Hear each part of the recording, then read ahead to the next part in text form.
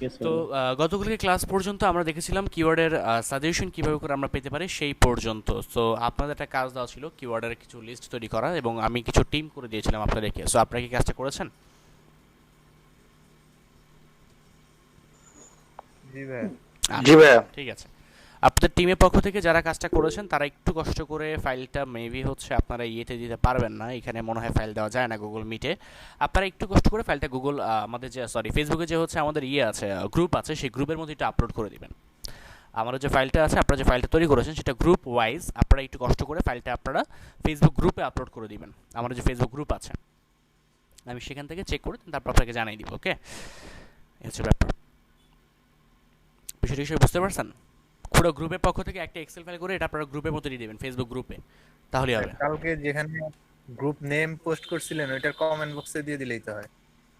এটা কমেন্ট বক্সে, কমেন্টে কি হচ্ছে আপনাদের ইয়ে দেওয়া যায়, ফাইলকে দেওয়া যায়? কি জানো ভাই, দেখিনি তো। কমেন্টে তো মনে হয় ফাইল দিতে পারবেন না আপনারা, ওইভাবে করে তো মনে দেওয়া হয়। যায় না, দেওয়া যায় না। সেটাই তো মনে হয়, দেওয়া তো যাবে না এটা, তাহলে আপনাদের তো গ্রুপে দিতে হবে শুধু এটা। লিঙ্ক আর লিখা যায়। লিঙ্কটা দেওয়া যাবে কিন্তু লিঙ্ক, আচ্ছা, আমরা পোস্ট করে দিলেই বেটার হয়। হ্যাঁ সেটাই, গ্রুপ ওয়াইজ। লিঙ্ক করতে গেলে হচ্ছে গুগল শিটে আবার করতে হবে জিনিসটাকে। সো আপনারা একটা পোস্ট করে দেন গ্রুপে, সমস্যা নেই। জাস্ট একটু ওকে। ইয়ে লিখে একটা টাইটেল দিয়ে একটা পোস্ট করে দিন গ্রুপের মধ্যে, আমি চেক করে দেখব, এটা সমস্যা নেই। জি। তো গত ক্লাস পর্যন্ত আমরা বেসিক্যালি হচ্ছে এসইওর মধ্যে কিওয়ার্ড রিসার্চ পার্টে ছিলাম। আমরা দেখেছিলাম কিওয়ার্ডের কত প্রকার ক্লাসিফিকেশন আছে, কোন ক্লাসিফিকেশনটাকে আমরা কি নামে চিনে থাকি, এই বিষয়গুলো হচ্ছে আমরা দেখেছিলাম। এবং আমরা দেখেছিলাম যে আসলে কিওয়ার্ড আইডিয়া কীভাবে করে আমরা জেনারেট করতে পারি, যে কোন জায়গাটার মধ্যে অ্যাকচুয়ালি আমরা আমাদের দোকানটাকে দিব সহজ বাংলায়, তো সেই জায়গাটাকে বেসিক্যালি আমরা কিওয়ার্ড বলছি এই ক্ষেত্রে। তো ওই জায়গাটার মধ্যে আমরা আসলে লিস্ট কীভাবে করে বিল্ড আপ করতে হবে আমরা এই জিনিসটা দেখেছিলাম। তো অ্যাকচুয়ালি বিষয়টা হচ্ছে যে আমরা যদি এতগুলো জায়গার মধ্যে যদি আমরা লিস্ট করি, আমরা তো সব জায়গাতে দোকান দিব না, তাই না? আমরা তো আর প্রত্যেকটা জায়গায় গিয়ে গিয়ে দোকান দিতে পারবো না, এটা কি সম্ভব? এটা তো অবশ্যই সম্ভব না। তো এই জন্য আমাদেরকে যেটা করতে হবে, আমাদেরকে এতগুলো জায়গা থেকে একটা জায়গা বের করতে হবে, যে জায়গার মধ্যে আমরা গিয়ে আসলে দোকানটা দিব। তো এই দোকান দেওয়ার জন্য যে জায়গাটা আসলে বের করব, এই বের করার জন্য কিছু সিস্টেম আছে। সিম্পলি বলেন তো, আপনাকে যদি আমি বলি যে আপনার কাছে 50টা জায়গার লিস্ট আছে, আপনি 50টা জায়গা থেকে যে কোনো একটা জায়গায় গিয়ে একটা দোকান দিবেন, তো আপনি কোন জায়গাটা গিয়ে, মানে কোন কোন ফ্যাসিলিটি, কোন কোন বিষয়গুলি থাকলে পরে ওই জায়গায় গিয়ে আপনারা দোকান দিবেন বলেন তো?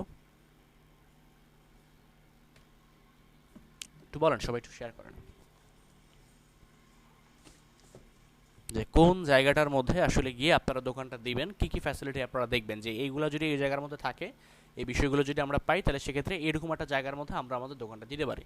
বলুন একটু।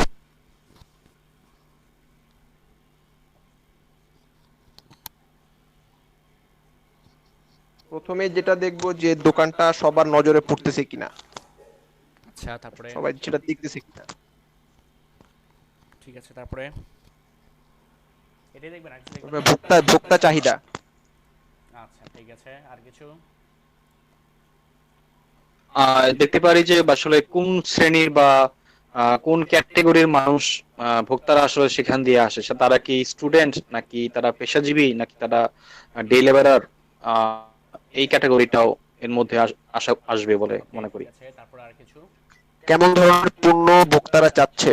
ওকে, ঠিক আছে, আর কিছু? আহ, ওই আশেপাশের এলাকাটা পরিবেশ। বা ওই আশেপাশের পরিবেশ প্লাস ওই এলাকার মানুষের মানে ক্রয় ক্ষমতাটা মানে কিরকম, আচ্ছা, বা কতটুক রেঞ্জে, বা তাদের ক্রয় ক্ষমতা সেটা। ওকে, ঠিক আছে, আর কিছু?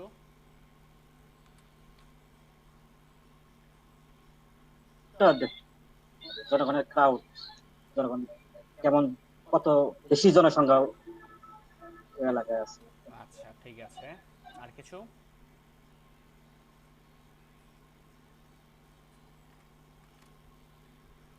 এই কটা বিষয় দেখবেন, আর কিছু দেখবেন না?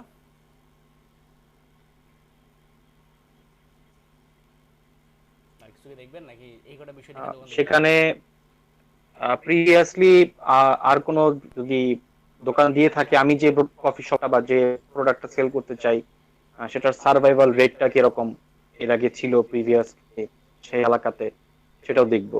ওকে, ঠিক আছে, আর? তাহলে বুঝতে পারবো যে ইন ফিউচার আমার প্রতিযোগিতামূলক সাথে কি হতে পারে, প্রতিযোগিতাটা প্রতিযোগিতামূলক কেমন ব্যবসা। আছে।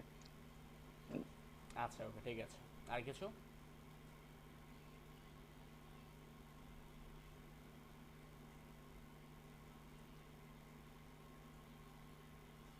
আচ্ছা, আহ, একটা বিষয় একটু বলেন তো, যে আমরা যে এই যে এতগুলা কথাবার্তা বললাম যে একটা দোকান দেওয়ার জন্য আমাদেরকে এতগুলা বিষয় মাথায় রেখে তারপরে কাজ করতে হবে, তাই না? তো এই যে এতগুলা বিষয় যে মাথায় রেখে কাজ করব, তো আপনি যদি গুগলের প্রথম পেজটাতে একটু আসতে চান, আপনি যদি একটু গুগলের প্রথম পেজে আসতে চান, তো গুগলের প্রথম পেজে আসার জন্য তো আপনাকে কিছু ক্রাইটেরিয়া, কিছু বিষয়াবলী একটু মেনে চলে তারপরে গুগলের প্রথম পেজে আসাটা উচিত, তাই না? নাকি আপনি গুগলের প্রথম পেজে আজকে কন্টেন্ট দিলে পরে কালকে আপনি র্যাঙ্ক করে দিতে পারেন, এটা কি সম্ভব? অবশ্যই সম্ভব না। আপনাকেও এক্ষেত্রে অবশ্যই অনেকগুলো ব্যাপার মেনটেন করে অনেক কিছু বুঝে শুনে তারপরে হচ্ছে আপনাকে গুগলের প্রথম পেজে র্যাঙ্কিং করতে হবে। তো এই যে আপনি অনেকগুলো বিষয় মেনে জেনে গুগলের প্রথম পেজে র্যাঙ্কিং করবে, তো সেক্ষেত্রে তো হচ্ছে আপনাকে অ্যাটলিস্ট এইটা জানতে হবে যে এই যে আমি এই কিওয়ার্ডে যে র্যাঙ্ক করতে চাচ্ছি, তো এই কিওয়ার্ডে র্যাঙ্কিং করার জন্য গুগল আসলে কোন জিনিসটা চায়, গুগল অ্যাকচুয়ালি কোন জিনিসটা চাচ্ছে, যে এই বিষয়গুলো যদি সে পায় তাহলে কি সে আমাকে র্যাঙ্কিং দিবে, নাকি এখানে আদার্স আরও কিছু বিষয়াবলী তাকে আমাকে দেখাইতে হবে, এটা কি আমার জানাটা দরকার না? ধরেন আমি চাচ্ছি ল্যাপটপ প্রাইস ইন বাংলাদেশ, এই কিওয়ার্ডের জন্য গুগলের প্রথম পেজে র্যাঙ্কিং করার জন্য। এখন আমি যদি এটা না জানি যে গুগল আসলে কেন এগুলোকে র্যাঙ্কিং দিছে বা কেন এরা আসলে এই জায়গাটাতে আসছে, এটা যদি আমি না জানি, আমি কি পারবো এই জায়গায় আসতে? হ্যাঁ, হয়তো বা পারতেও পারি। ওই আন্দাজে ঢিল ছুঁড়ে মাঝে মাঝে দেখবেন ঢিল লেগে যায়, আন্দাজে ঢিল ছুঁড়ে মাঝে মাঝে দেখবেন ঢিল লেগে যায়। তো আন্দাজে ঢিল ছুঁড়ে ঢিল লেগে যাওয়া মানে কিন্তু এইটা না যে আপনি অনেক ভালো ঢিল ছুটতে পারেন। লাক ফেভার করলে আসলে সেক্ষেত্রে কিছু বলার নাই, লাক ফেভার করলে তো ভালোই, খারাপ নেই। তবে সমস্যা যেটা সেটা হচ্ছে লাক আমাদের সবসময় ফেভার করে না, ভাগ্য বা কপাল সবসময় ফেভার করে না। পরীক্ষার আগের দিন রাত্রেবেলা পড়াশোনা করে পরের দিন পরীক্ষা দিয়ে পরীক্ষাতে ভালো নাম্বার পেয়েছেন, এমন অনেক সময় হইতে পারে। তার মানে এই না যে প্রত্যেকবারই আপনি পরীক্ষার আগের দিন রাত্রেবেলা পড়াশোনা করেই পরীক্ষাতে ভালো নাম্বার পেয়ে যাবেন। এটা অ্যাকচুয়ালি পসিবল না, এটা আসলে সম্ভব না। কারণ যদি আপনার থেকেও ভালো কোনো স্টুডেন্ট ওই দিন ওই পরীক্ষার মধ্যে ভালোভাবে করে পরীক্ষাটা দেয়, হয়তোবা সে আপনার থেকেও ভালো নাম্বার পেতে পারে।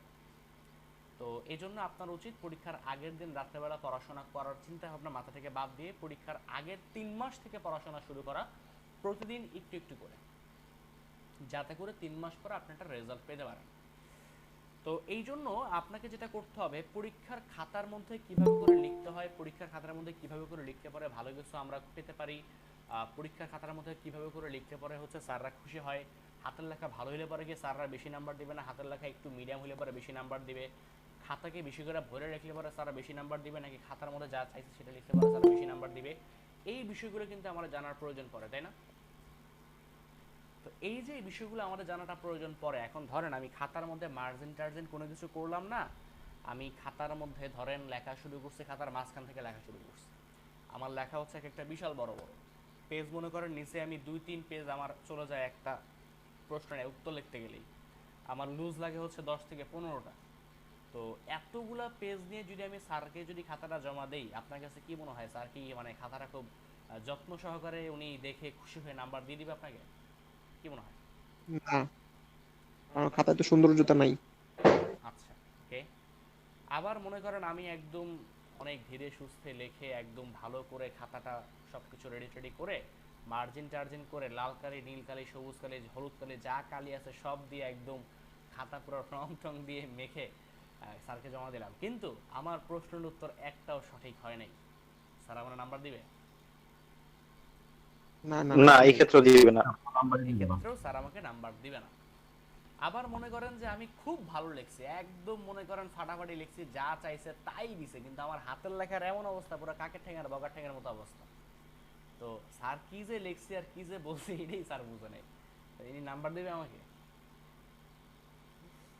প্রথমেই বাদ।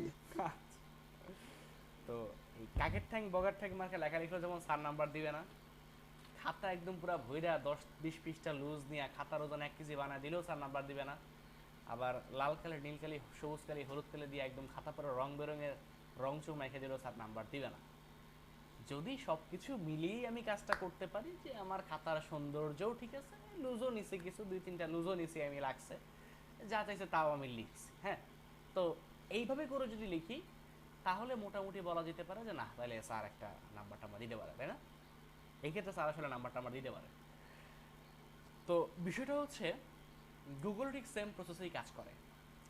আপনার ওয়েবসাইটের ডিজাইন অনেক সুন্দর, আপনি অনেক সুন্দর করে ওয়েবসাইট বানাইছেন, কিন্তু আপনার ওয়েবসাইটের মধ্যে কন্টেন্ট নাই, গুগল আপনাকে র্যাঙ্ক দিবে না। আপনার ওয়েবসাইটের কন্টেন্ট অনেক ভালো, ডিজাইন সুন্দর না, তাহলেও গুগল আপনাকে র্যাঙ্ক দিবে না।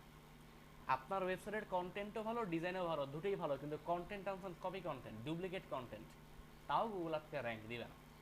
তো র্যাঙ্ক যে দিবে না, তো কেন দিবে না, কি কারণে দিবে না, বিষয়গুলো আমাদের তো জানাটা দরকার। জানা দরকার বলতে এগুলো জানলে যে খুব ভালোভাবে করে কাজ করতে পারবো বিষয়টা সেরকম কিছু না, কিন্তু অ্যাজ এ এসইও এক্সপার্ট হওয়ার জন্য এই বিষয়গুলো সম্পর্কে ক্রিস্টাল ক্লিয়ার ধারণা রাখাটা আপনার জন্য উচিত, যাতে করে পরবর্তীতে জীবনে যদি কেউ কোনোদিন জিজ্ঞেস করে ভাই এটা কেন হয়েছে, ওই কেনর উত্তরটা যাতে একটু দিতে পারি, এবং এই কেনর উত্তরটা জেনে গুগলের যদি কোনো রকম প্রবলেম হয় যে আমি একটা কিওয়ার্ডে র্যাঙ্কিং করতে চাচ্ছি, এখন এটা পারতেছি না, কেন পারতেছি না, এই কেনর উত্তরটা যেন আমরা বের করতে পারি।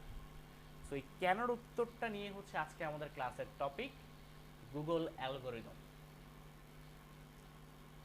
So what is Google algorithm? আপনারা যারা জানেন গুগল অ্যালগোরিদম জিনিসটা কি, একটু শেয়ার করেন আমার সাথে, যে গুগল অ্যালগোরিদম বলতে ভাই আমরা এটা বুঝি, বলেন।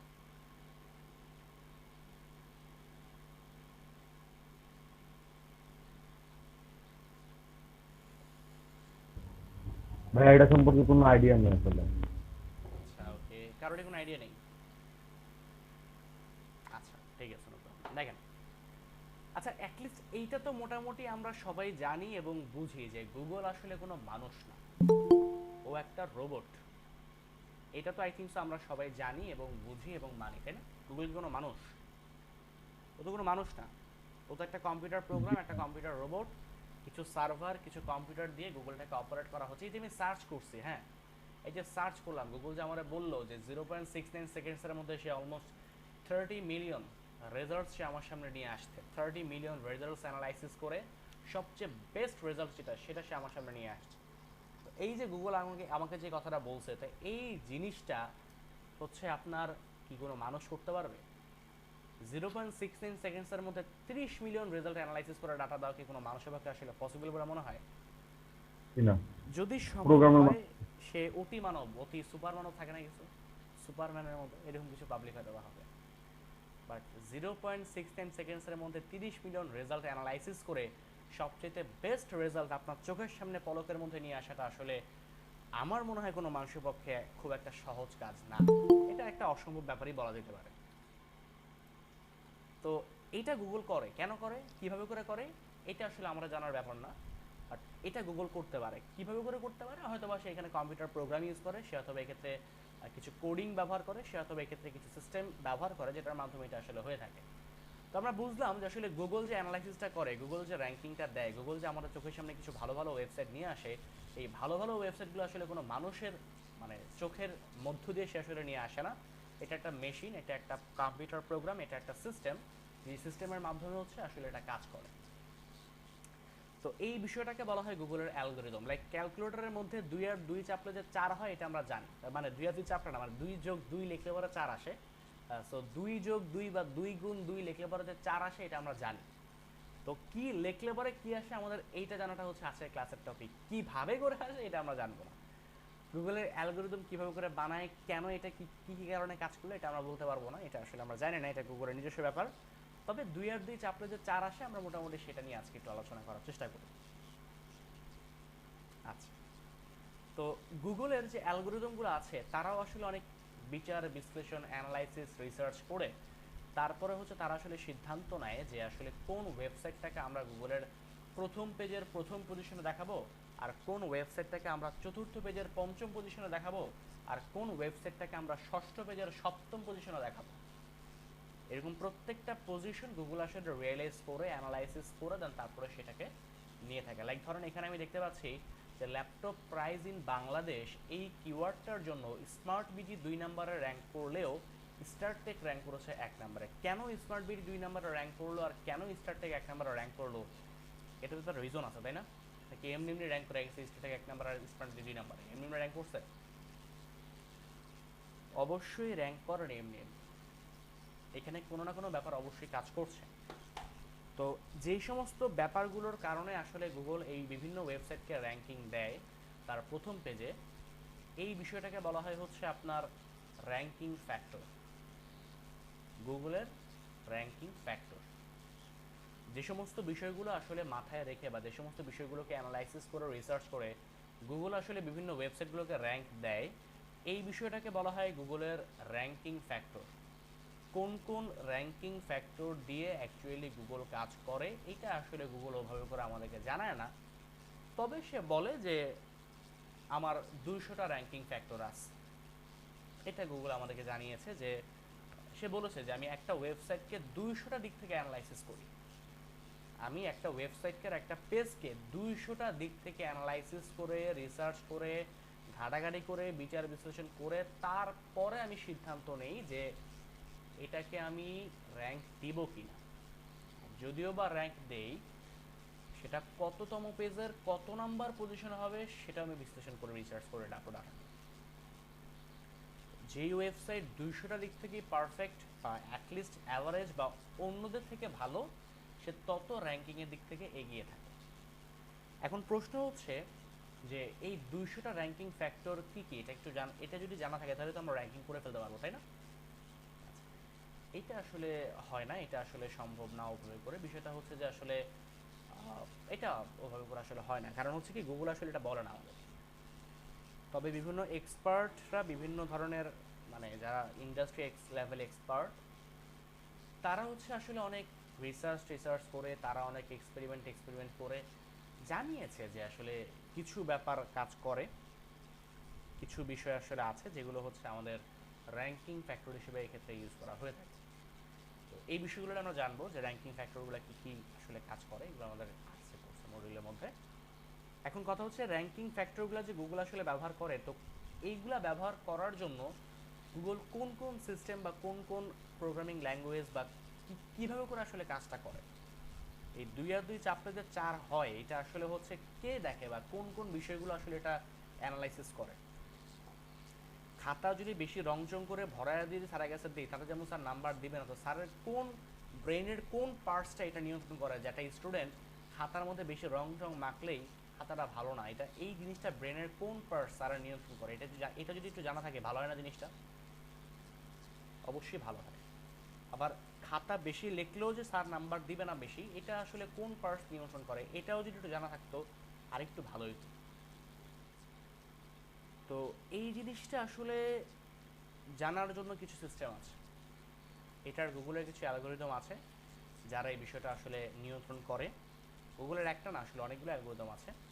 তো এরা আসলে এক ধরনের কম্পিউটার প্রোগ্রাম বা কম্পিউটার সফটওয়্যার বা কম্পিউটার কিছু প্রোগ্রামিং ল্যাঙ্গুয়েজ বা কিছু কোডিং বা কিছু সিস্টেম, এই অ্যালগোরিদমগুলো যারা হচ্ছে এগুলোকে অ্যানালাইসিস করে বিচার বিশ্লেষণ করে, তারা 200টা ফ্যাক্টরের 200টা দিক থেকে অ্যানালাইসিস করে একটা ওয়েবসাইটকে।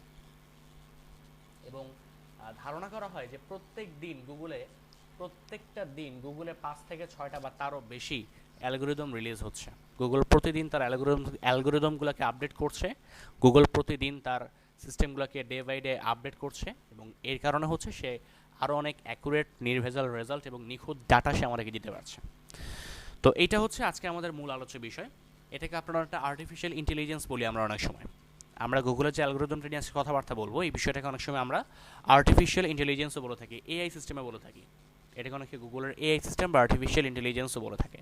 সো বিভ্রান্ত হবেন না, গুগলের আর্টিফিশিয়াল ইন্টেলিজেন্স অ্যান্ড এআই সিস্টেমটা এবং গুগলের অ্যালগোরিদম দুটো সেম জিনিস, বাট এক একজন এক একটা নামে ডাকে আর কি, এটা হচ্ছে ব্যাপার। আচ্ছা, তো গুগলের সবচেয়ে বিধ্বংসীকারী বলার একটা রিজন আছে। রিজনটা হচ্ছে যে এসইও ইন্ডাস্ট্রিতে আমরা যে গুগলের প্রথম পেজে র্যাঙ্ক করি, আমরা কিন্তু গুগলকে কোনো রকম টাকা পয়সা কিছু দিই না। এটা কিন্তু সত্যি কথা ভাই। এই যে স্টারটেক যে এখানে র্যাঙ্ক করছে, এটা কিন্তু ভাই কোনো রকম টাকা পয়সা দেয় নাই গুগলকে, বা এরা যে র্যাঙ্ক করছে এরা কিন্তু কোনো রকম টাকা পয়সা কিছু দেয় নাই গুগলকে। তো এরা যে টাকা পয়সা আসলে দেয় নাই, এই বিষয়টা হচ্ছে যে আসলে গুগল তাহলে কেন র্যাঙ্ক দিচ্ছে, প্রশ্ন না একটা? মানে গুগল যে র্যাঙ্ক ট্যাঙ্ক দিচ্ছে, এই যে এত অ্যালগোরিদম দিচ্ছে, গুগল আসলে কেন র্যাঙ্ক দিচ্ছে জিনিসটাকে, প্রশ্ন না একটা? এটা কি মানে প্রশ্ন কি কাজ করে কখনো নিজের মধ্যে, নাকি হচ্ছে যে আসলে করে না, কোনটা? সবসময় করে। আচ্ছা আচ্ছা, সবসময় করে। দেখেন, এই যে পেস্ট কন্ট্রোল বাংলাদেশ, তাই না, এটা কিওয়ার্ড আমি লিখলাম এখানে। দেখেন অর্গানিক্যালি কিন্তু অনেকেই র্যাঙ্ক করছে, যে pest control service BD, pest control BD, তারপর বিডিটের ইনফো, তারপর green pest control, green pest control BD, এরকম অনেকগুলো, green earth pest control BD, এরকম অনেকগুলো সার্ভিস এখানে র্যাঙ্ক করেছে। তো বিষয়টা হচ্ছে যে এখানে কিছু মানুষজন কিন্তু অ্যাড দিচ্ছে গুগলে, দেখছেন এই যে অ্যাড দিচ্ছে কিন্তু গুগলে, ওকে। তো গুগলের কথা হচ্ছে যে যত দিন যাবে আমার আর্টিফিশিয়াল ইন্টেলিজেন্স বা আমার অ্যালগোরিদম তত আপডেট হবে। আমি আপডেট হবে বলে বিষয়টা এমনটা না যে আমি এই জায়গাগুলোতে ভুলভাল রেজাল্ট নিয়ে চলে আসবো, কারণ আমি যদি এই জায়গাগুলোতে ভুলভাল রেজাল্ট নিয়ে চলে আসি তাহলে আলটিমেটলি আমার অডিয়েন্স বা আমার ইউজার আমার প্রতি ট্রাস্ট হারাবে, আমার প্রতি বিশ্বাস হারাবে। সো আমি টাকার প্রতি এত বেশি লোভ করলে পরে সেটা আমার জন্য একটু ক্ষতি হবে। কি করা যেতে পারে? আমি ডে বাই ডে আমার অ্যালগোরিদম আপডেট করব এই ভিত্তিতে যে আমি আমার এই অর্গানিক রেজাল্টসটাকে আমি পরিপূর্ণভাবে নির্ভেজাল এবং নিখুঁত একটা বেস্ট রেজাল্ট ট্রাই করবো আমার অডিয়েন্সকে। আমার অডিয়েন্স যদি ফ্রিতে বেস্ট, নিখুঁত এবং নির্ভেজাল রেজাল্ট পায় যেটা তার জন্য সবচেয়ে পারফেক্ট, সো আলটিমেটলি সে আমাকে ট্রাস্ট করবে, আমাকে বিলিভ করবে। তো আমাকে যদি সে বিলিভ করে, আমাকে যদি সে ট্রাস্ট করে, সো আলটিমেটলি হচ্ছে আমি আমাকে দিয়ে যারা গুগলে অ্যাড দিবে, যারা আমাকে এখানে অ্যাড দিবে, এদের কাছ থেকে আমি টাকা ইনকাম করতে পারবো বেশি। আমি এটাকে বুঝাইতে পারবো যে ভাই দেখেন এই কিওয়ার্ড লিখে যারা সার্চ করতেছে এরা কিন্তু এই সমস্ত ওয়েবসাইটে গিয়ে সার্ভিস পারচেস করতেছে। তো আপনি তো ভাই আসেন গুগলের 5 নাম্বার পেজে, আপনি তো 1 নাম্বার পেজে আসতে পারছেন না। আপনি একটা কাজ করতে পারেন, আপনি গুগলে অ্যাড দিলে পরে আমি আপনার একটা গুগলের প্রথম দিকে রাখবো, সো আপনি এখান থেকে কিছু অডিয়েন্স, কিছু কাস্টমার পেতে পারেন, যাদের থ্রুতে হচ্ছে আপনি কাজকর্ম করতে পারবেন। এইটা আমি গুগলকে বলতে, মানে ওই লোকটা গুগলটাকে এটা বুঝায়, এবং বোঝানোর থ্রুতে যেটা হয় অনেকে গুগলে অ্যাডও দেয়, গুগলে অ্যাড দিয়ে অনেকে ভাই কাজকর্ম করে। কারণ অনেক কোম্পানি আছে এই 6 মাস 3 মাস সময় লাগে ভাই একটা ওয়েবসাইট গুগলের প্রথম পেজে আনবে, এত সময় ভাই নাই। তারা যেটা মনে করে যে ভাই এত সময় আমাদের নাই, আমরা ভাই টাকা আছে, ভাই টাকা পয়সা আমাদের আছে, সো ইনভেস্ট করতে পারবো, কোনো সমস্যা নেই। লাইক আজকে আপনার লাক্স কোম্পানি, ইউনিলিভার কোম্পানি, আজকে আপনার নেসলে কোম্পানি, এদের ভাই টাকা আছে, এরা ভাই হচ্ছে টাকা পয়সা দিয়ে মোটামুটি এরা গুগলে অ্যাড দিয়ে র্যাঙ্ক করে ফেলতে পারে। এবং এইটাকেও মনে করেন না যে গুগলে অ্যাড দেওয়াটা খুবই সস্তা একটা জিনিস, যে ভাই এসিও শিখে কোনো লাভ নেই, এই গুগলে এসিও ভাই করে কোনো কিছু হয় না, আমরা গুগলে অ্যাড দিয়ে ভাই র্যাঙ্ক করে ফেলবো না, এটাও না। বিষয়টা হচ্ছে এমন অনেক কিওয়ার্ড আছে যে এই সমস্ত কিওয়ার্ডে এই যে রেজাল্ট, যে র্যাঙ্ক যে করছে আপনার এই একটা, আমি যখন ক্লিক করি আমার এই ক্লিকটার জন্য এই লোকটাকে এখন গুগল চার্জ করবে, আমার প্রতিটা ক্লিকের জন্য গুগল এই লোকটাকে চার্জ করবে, প্রতিটা ক্লিকের জন্য গুগল চার্জ করে, প্রতিটা ক্লিকের জন্য। এমনও কিওয়ার্ড আছে যে কিওয়ার্ডের একটা ক্লিকের জন্য গুগল $100 উপরে চার্জ করে, একটা ক্লিকের ভ্যালু $100, কিন্তু একটা ক্লিক থেকে একটা সেল জেনারেট হয়, এটা কিন্তু খুব একটা হয় না। সো একটা ক্লিকের থ্রুতে আসলে $100 এটা আসলে তারাই কনভিন্স করতে পারে বা তারাই আসলে বেয়ার করতে পারে যাদের টাকার কোনো প্রবলেম নাই এবং যাদের সার্ভিসের প্রাইস অনেক বেশি। বাট যাদের সার্ভিসের প্রাইস মানে খুব একটা নাই বা পকেটে টাকা নাই, তাদের জন্য হচ্ছে ভাই আসলে এসইওটাই সবচেয়ে বেস্ট। আর গুগলকে আপনি যতদিন ধরে টাকা দিবেন গুগল ততদিন ধরে আপনাকে র্যাঙ্ক দিয়ে রাখবে, টাকা দেওয়া বন্ধ, গুগল আপনার অ্যাডও বন্ধ, এটা হচ্ছে সহজ সিস্টেম। আর এসইওতে আপনি 6 মাস 1 বছর সময় লাগে গুগলে র্যাঙ্ক করবেন সেটা ঠিক আছে, বাট আপনার সেই র্যাঙ্কটাও কিন্তু অনেকদিন ধরেই স্টে করবে। সো আমার মতে দুটোই ভালো, যার জন্য যেটা কাজ করে। যদি সময় থাকে আপনার, এসইওটা হচ্ছে সবচেয়ে বেস্ট, এটার উপরে কোনো কথা নেই। আর যদি হচ্ছে আপনার টাইমের অভাব থাকে, সময়ের যদি অভাব থাকে, সো পকেটে টাকা থাকলে পরে ভাই গুগল অ্যাড দিতেই পারেন। তবে এটা বলে রাখি ভাই গুগল অ্যাডের কস্টিং অনেক বেশি, এটা সত্যি কথা ভাই, গুগল অ্যাডের কস্টিং অনেক বেশি পড়ে, ফেসবুকের থেকেও বেশি পড়ে গুগল অ্যাডের কস্টিং। বাট তারপরেও আসলে গুগলকে অনেকে অ্যাড দেয়, আপনারা দেখতেই পাচ্ছেন, অ্যাড দেখতেই পাচ্ছেন এখানে, সো এটা একটু হয়। আরেকটা বিষয় হচ্ছে 2019 না 18-তে গুগলের টোটাল নেট রেভিনিউ ছিল হচ্ছে আপনার $100 বিলিয়ন ইউএস ডলার ছিল ওদের রেভিনিউ 2018 থেকে 19-এর দিকে, মানে শুধুমাত্র অ্যাড থেকে, গুগলের এই সার্চ অ্যাড থেকে এরা নিট প্রফিট করছে, নিট রেভিনিউ ছিল এদের $100 বিলিয়ন, ফেসবুকে ছিল $40 বিলিয়ন। সো আমি জাস্ট এই কথাটা এজন্য বললাম যে আপনার বর্তমান সময়ে হচ্ছে, মানে বর্তমান না, আজ থেকে 1-2 বছর আগে হচ্ছে গুগল যদি তার অ্যাডের থ্রুতে এত টাকা ইনকাম করতে পারে, সো এসইও থ্রুতে যারা র্যাঙ্ক করছে এরা কত টাকা ইনকাম করছে একটু থিঙ্কিং করেন যে এরা কত টাকা ইনকাম করছে। এবং বিষয়টা হচ্ছে যে আমি একটু যদি আপনাদেরকে দেখাই, এটাতে না যায়, আমি একটু ডিফারেন্ট একটা কিওয়ার্ড নিয়ে নিই।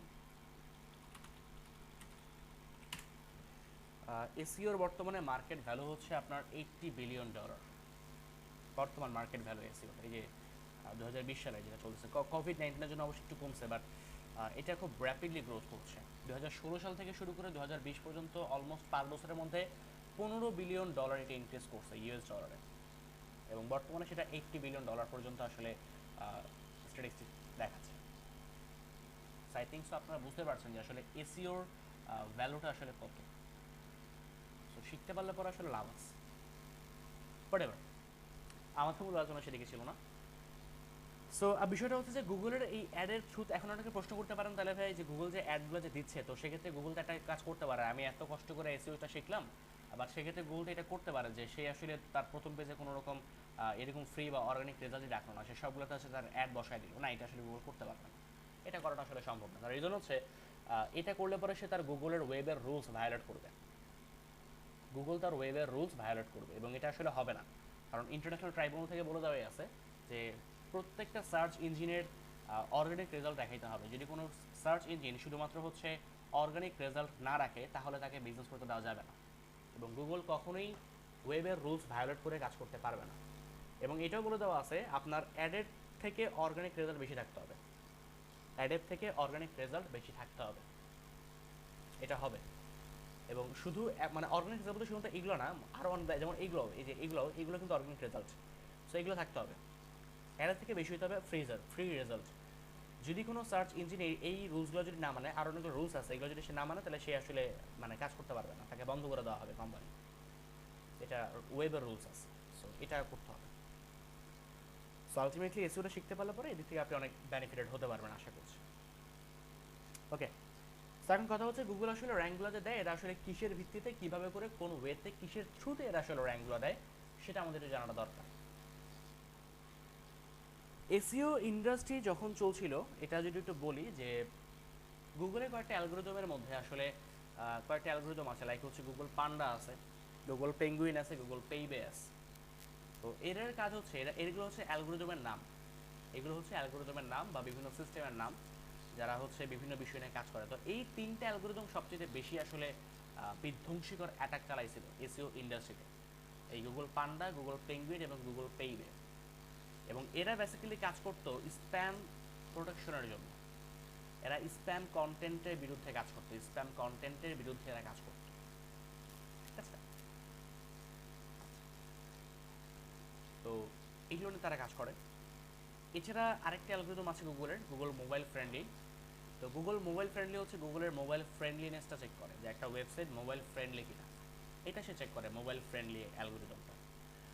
গুগল পিজিয়ন, গুগল পিজিয়ন নামে একটা অ্যালগোরিদম আছে, সে আসলে কাজ করে লোকাল সার্চ নিয়ে। এই যে পেস্ট কন্ট্রোল ইন বাংলাদেশ, এখানে দেখবেন না আপনি কোনো আমেরিকার কোম্পানি এসে র্যাঙ্ক করে বসে আছে, এটা আপনি দেখবেন না, এখানে বাংলাদেশি কোম্পানিগুলো র্যাঙ্ক করবে। আবার আপনি যদি সার্চ করেন পেস্ট কন্ট্রোল ইন ইউএসএ, এখানে আবার হচ্ছে কোনো বাংলাদেশি কোম্পানি পাবেন না, সব হচ্ছে আপনার আমেরিকান কোম্পানি। সো এই বিষয়টা আসলে ডিপেন্ড করা হচ্ছে গুগল পিজিয়ন, যে আসলে কে কোনটা নিয়ে কাজকর্ম করছে। এটা লোকাল সার্চ নিয়ে কাজ করে গুগল পিজিয়ন। আরেকটা আছে গুগল পাইরেট। গুগল পাইরেট কাজ করে হচ্ছে কপি কন্টেন্ট নিয়ে, কোনো একটা ওয়েবসাইটের মধ্যে কপি কন্টেন্ট আছে কিনা এই জিনিসটা দেখা হচ্ছে গুগল পাইরেট, এও দেখে এই জিনিসটা। ওকে, আচ্ছা, তো একটা বিষয়টা বলে রাখি, এটা আই থিঙ্ক আপনারা মোটামুটি সবাই বুঝেন এবং জানেন, যে আমি যদি উইকিপিডিয়াতে যাই, গিয়ে যদি হচ্ছে আমি এসইও লিখে যদি সার্চ করি, এসইও সার্চ ইঞ্জিন অপটিমাইজেশন একটা পেজ যদি আমি যাই, এই যে দেখেন নীল কালার দিয়ে যে লেখাগুলো লেখা, এই যে নীল কালার দিয়ে, ওকে, এই যে নীল কালার দিয়ে যে লেখাগুলো লেখা আছে, যে নীল যে রংটা, নীল কালার দিয়ে যে লেখাগুলো লেখা, বলুন তো এটাকে কি বলে? এটা যারা জানেন একটু বলে, যে এই যে নীল কালার দিয়ে সাবলিঙ্ক, সাবলিঙ্ক, সাবলিঙ্ক, আচ্ছা, আর কিছু? হাইপারলিঙ্ক, হাইপারলিঙ্ক, আচ্ছা, আর কিছু? হাইপারলিঙ্ক বলে। এই যে নীল কালার দিয়ে যেগুলো লেখা আছে, ওগুলো কি বলে? মানে একটা পেজের সাথে আরেকটা পেজকে লিংক করে দাও আর কি, হ্যাঁ, একটা পেজের সাথে আরেকটা পেজকে লিংক করে দাও, এটাকে কি বলে? হাইপারলিংক বলে, সাবলিংক বলে, আর কি বলে? আর কিছু বলে না? সমস্যা নাই। বিষয়টা হচ্ছে যে এই যে আমি যে নীল কালারের যে লেখাগুলো আছে, আমি যদি এখানে ক্লিক করি এটা কিন্তু আমাকে আরেকটা পেজে নিয়ে চলে যাচ্ছে, তাই না? আমি এখানে ক্লিক করলে পরে আরেকটা পেজে নিয়ে চলে যাচ্ছে। দ্যাট মিনস এই পেজের সাথে এই পেজের লিঙ্ক করিয়ে দেওয়া হয়েছে, এটার সাথে এটাকে কানেক্ট করিয়ে দেওয়া হয়েছে কিসের থ্রুতে?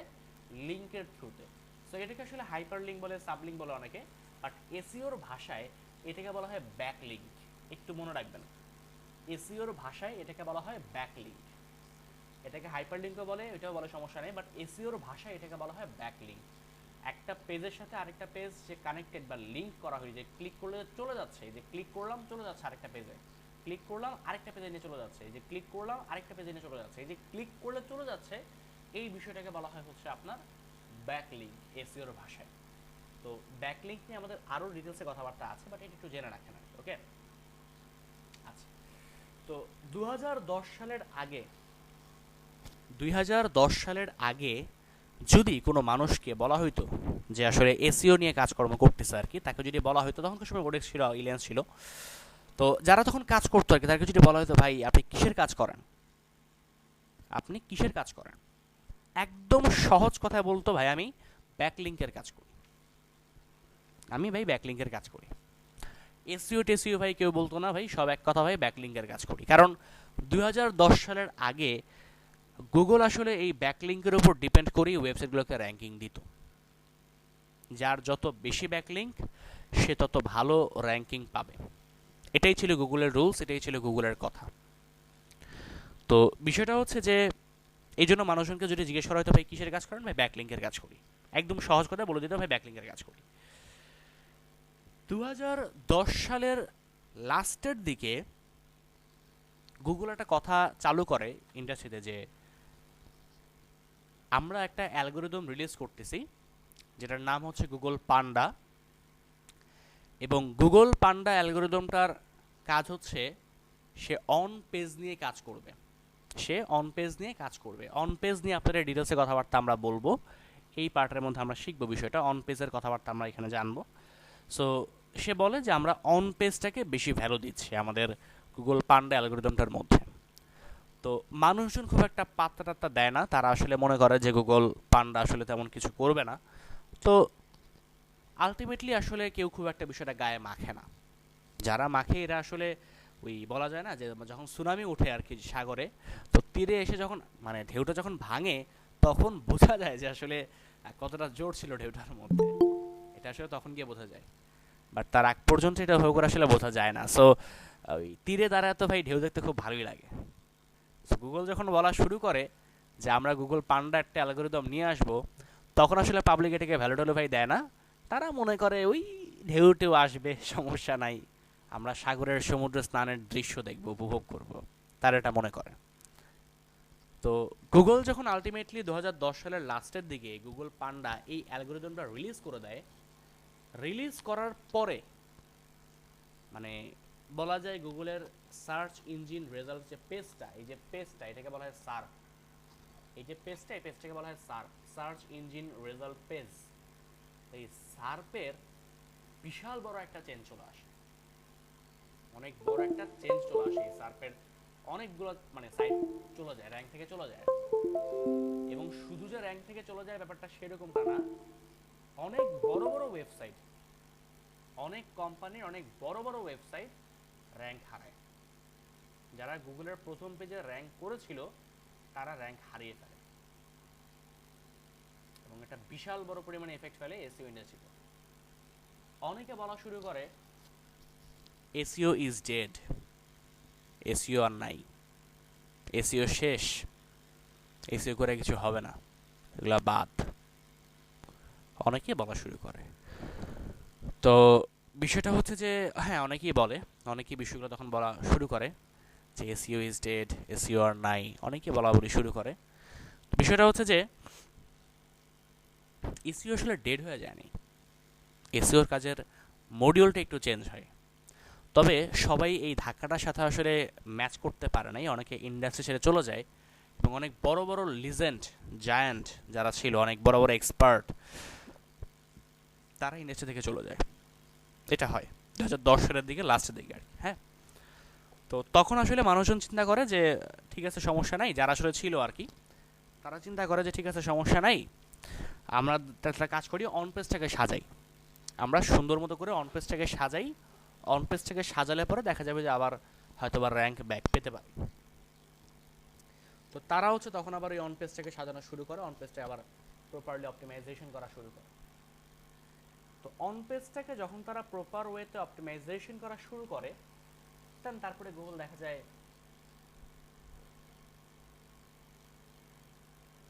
সরি ভাইয়া আপনি কি ভিডিওটা রেকর্ড করতেছেন? জি রেকর্ডিং হচ্ছে। ও আচ্ছা। তো অন পেজটা যখন হচ্ছে তারা আবার শুরু করে, তখন দেখা যায় গুগল আবার আস্তে আস্তে করে তাদেরকে র্যাঙ্কিং এর দিকে নিয়ে যায়, আস্তে আস্তে করে আবার তারা গুগলের ওয়েবসাইটগুলোকে র্যাঙ্কিং এর দিকে নিয়ে চলে যায়। এটা ভালো কাজ হয়, এবং আস্তে আস্তে করে দেখা যায় এই ধাক্কাটা আসলে অনেকে সেরে ফেলে, অনেকের এই ধাক্কাটা আসলে কাটিয়ে ওঠে এবং তারা আসলে র্যাঙ্কে ব্যাক করা শুরু করে আবার আস্তে আস্তে করে। তারা তখন চিন্তা করে যে আমরা তো ব্যাকলিঙ্ক করছি এতদিন ধরে, এখন একটু অন পেজটা সাথে করতে হবে আর কি। ওকে ফাইন, চলে এইভাবে করে মোটামুটি 2010 সালের পরে 2011, 12, 13, 14 পর্যন্ত চলে। 2014 সালের সেপ্টেম্বর মাসে, 2010 সালের লাস্ট থেকে কিন্তু গুগল একটা অ্যাটাক চালাইছে গুগল পান্ডা দিয়ে।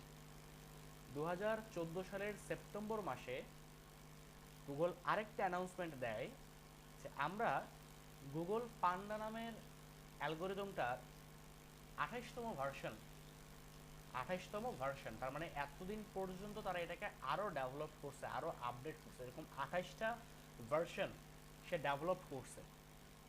এবং ডেভেলপ করে সে বলে যে আমরা হচ্ছে গুগল পান্ডার একটা ভার্সন নামে হচ্ছে 4.1, সেই 4.1 ভার্সনটা আমরা রিলিজ করব।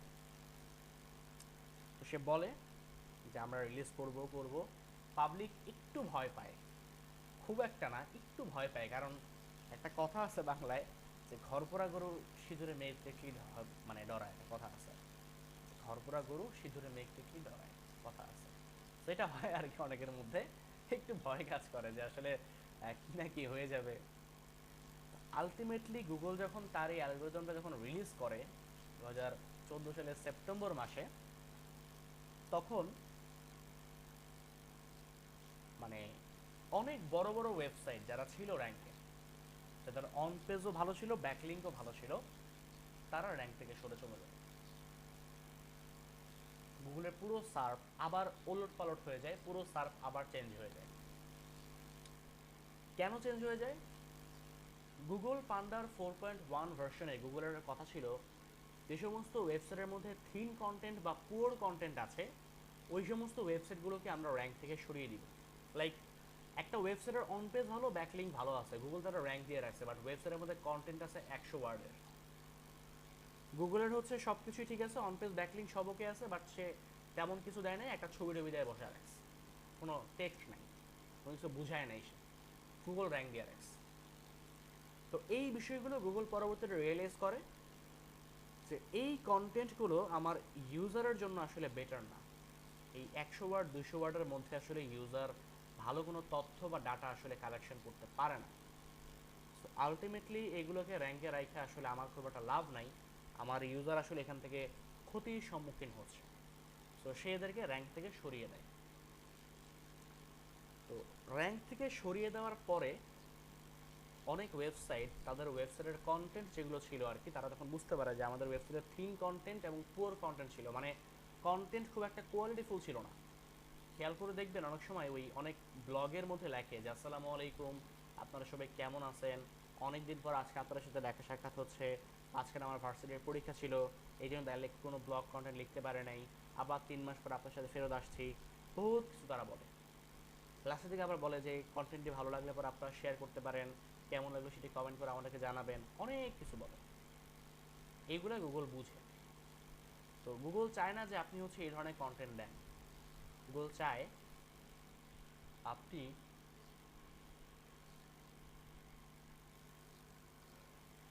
আপনি উইকিপিডিয়ার মতো করে কন্টেন্ট দিবেন, আপনি উইকিপিডিয়ার মতো করে ইন ডেপথ কন্টেন্ট দিবেন। উইকিপিডিয়া যেরকমভাবে কন্টেন্ট দেয়, অনেক বিস্তারিতভাবে কন্টেন্টগুলো লেখার চেষ্টা করে উইকিপিডিয়া, সো আপনি এরকম কন্টেন্ট দিবেন, এটা গুগল চায়, এটা গুগল চায়। সো এটা আপনাকে করতে হবে। তো এইটা নিয়ে হচ্ছে পান্ডা 4.1 ভার্সনে সে আসলে এই কথাটা বলে যে আমাদের পুয়ার কন্টেন্ট বা থিন কন্টেন্ট থাকলে পরে সেই ওয়েবসাইটটাকে আমরা র্যাঙ্ক দিব না। আলটিমেটলি সে র্যাঙ্ক দেয়ও না, সে হচ্ছে তাকে র্যাঙ্ক থেকে সরিয়ে দিয়েছে। তো একটা বিশাল বড় অ্যাটাক চালায় আসলে সেইটার, মানে গুগল পান্ডার এই 2টা ভার্সনের থ্রুতে একটা বিশাল বড় অ্যাটাক সে আসলে চালায় আপনার এই মানে এসইও ইন্ডাস্ট্রিগুলোতে। আচ্ছা,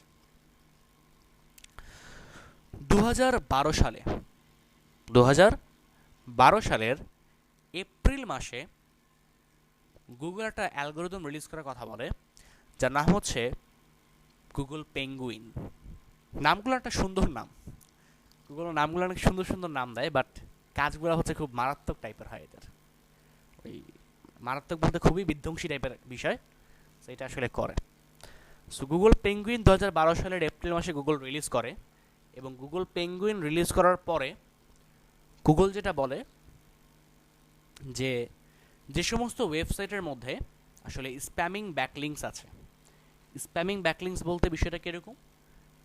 বিষয়টা হচ্ছে যেমন যে আপনার একটা ওয়েবসাইটের মধ্যে আপনি লিখছেন মাত্র 7 দিনে 70 কেজি ওজন কমানোর টিপস, মাত্র 7 দিনে 70 কেজি ওজন কমানোর টিপস, লাইক এটা হচ্ছে আপনার কন্টেন্টের টাইটেল। এখন কোনো একজন ব্যক্তি ফেসবুক গ্রুপে পোস্ট করছে, ভাই আমার ল্যাপটপ ওপেন হয় না, পাবলিক কমেন্ট করতেছে, ভাই হার্ড ডিস্কের মধ্যে প্রবলেম হইতে পারে, ভাই মনিটরের সমস্যা হইতে পারে, ভাই র্যামের প্রবলেম হইতে পারে, অনেকে বলছে প্রসেসরের মধ্যে প্রবলেম হইতে পারে, অনেক সলিউশন দিচ্ছে। আপনি সেখানে গিয়ে আপনার কন্টেন্টের লিঙ্কটা দিয়ে আসছেন, যার টাইটেল হচ্ছে 7 দিনের মধ্যে 70 কেজি ওজন কমানোর টিপস। জানতে হলে এখনই ভিজিট করুন আমাদের ওয়েবসাইট। এই হচ্ছে আপনার কন্টেন্টের টাইটেল, আর এই হচ্ছে আপনার সিস্টেম। এইগুলোকে বলে স্প্যামিং ব্যাকলিঙ্ক। এই ধরনের কমেন্ট দেখলে পরে মেজাজটা কেমন লাগে বলুন তো একটু?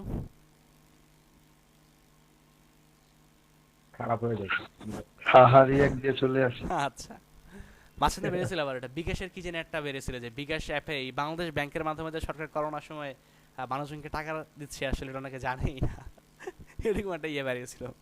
ঠিক আছে, ছবি টবি দিতে টাকার বস্তা নিয়ে বাংলাদেশ ব্যাংক বসে আছে, করোনার মধ্যে মানুষজন টাকা পয়সা দিচ্ছে। এটা আবার অনেকে কমেন্ট করতো, ফেসবুক গ্রুপে অনেক পোস্ট দেখতাম, এগুলো নিয়ে কথাবার্তা হয়েছে। যাই হোক, এগুলোকে বলা হয় স্প্যামিং ব্যাকলিঙ্ক, স্প্যামিং করা আর কি। হ্যাঁ, সো এই স্প্যামিং ব্যাকলিঙ্কের বিরুদ্ধে গুগল পেঙ্গুইন কাজ করা শুরু করে। গুগল পেঙ্গুইনের মূল কথা ছিল কোনো রকম স্প্যামিং ব্যাকলিঙ্ক করা যাবে না, এটা করাটা সম্ভব না। সে স্প্যামিং ব্যাকলিঙ্কের বিরুদ্ধে কাজ করা শুরু করে। তো স্প্যামিং ব্যাকলিঙ্ক তো মোটামুটি বুঝতে পারছেন যে কোনগুলো আসলে। তো এই ধরনের ব্যাকলিঙ্কগুলো সে যদি দেখে যে এই ধরনের ব্যাকলিঙ্ক আছে, ওই ওয়েবসাইটগুলোকে সে আসলে র্যাঙ্ক থেকে সরিয়ে দেয়। ওই ধরনের ওয়েবসাইটগুলোকে সে তখন র্যাঙ্ক থেকে সরিয়ে দেয়। একটা বিষয়টা জেনে রাখেন, র্যাঙ্ক থেকে কিন্তু গুগল পেঙ্গুইন বা গুগল পান্ডা সরায় না, একটু মাথায় রাখেন। গুগল পেঙ্গুইন বা গুগল পান্ডা কিন্তু আপনার এই র্যাঙ্ক থেকে সরায় দেয় না, ওরা কিন্তু এইটা ওদের ক্ষমতা নাই, ওরা র্যাঙ্ক থেকে সরাইতে পারবে না। র্যাঙ্ক থেকে সরানো গুগলের এই সার্ভটাকে সাজানোর দায়িত্ব হচ্ছে গুগল হামিং বার্ড।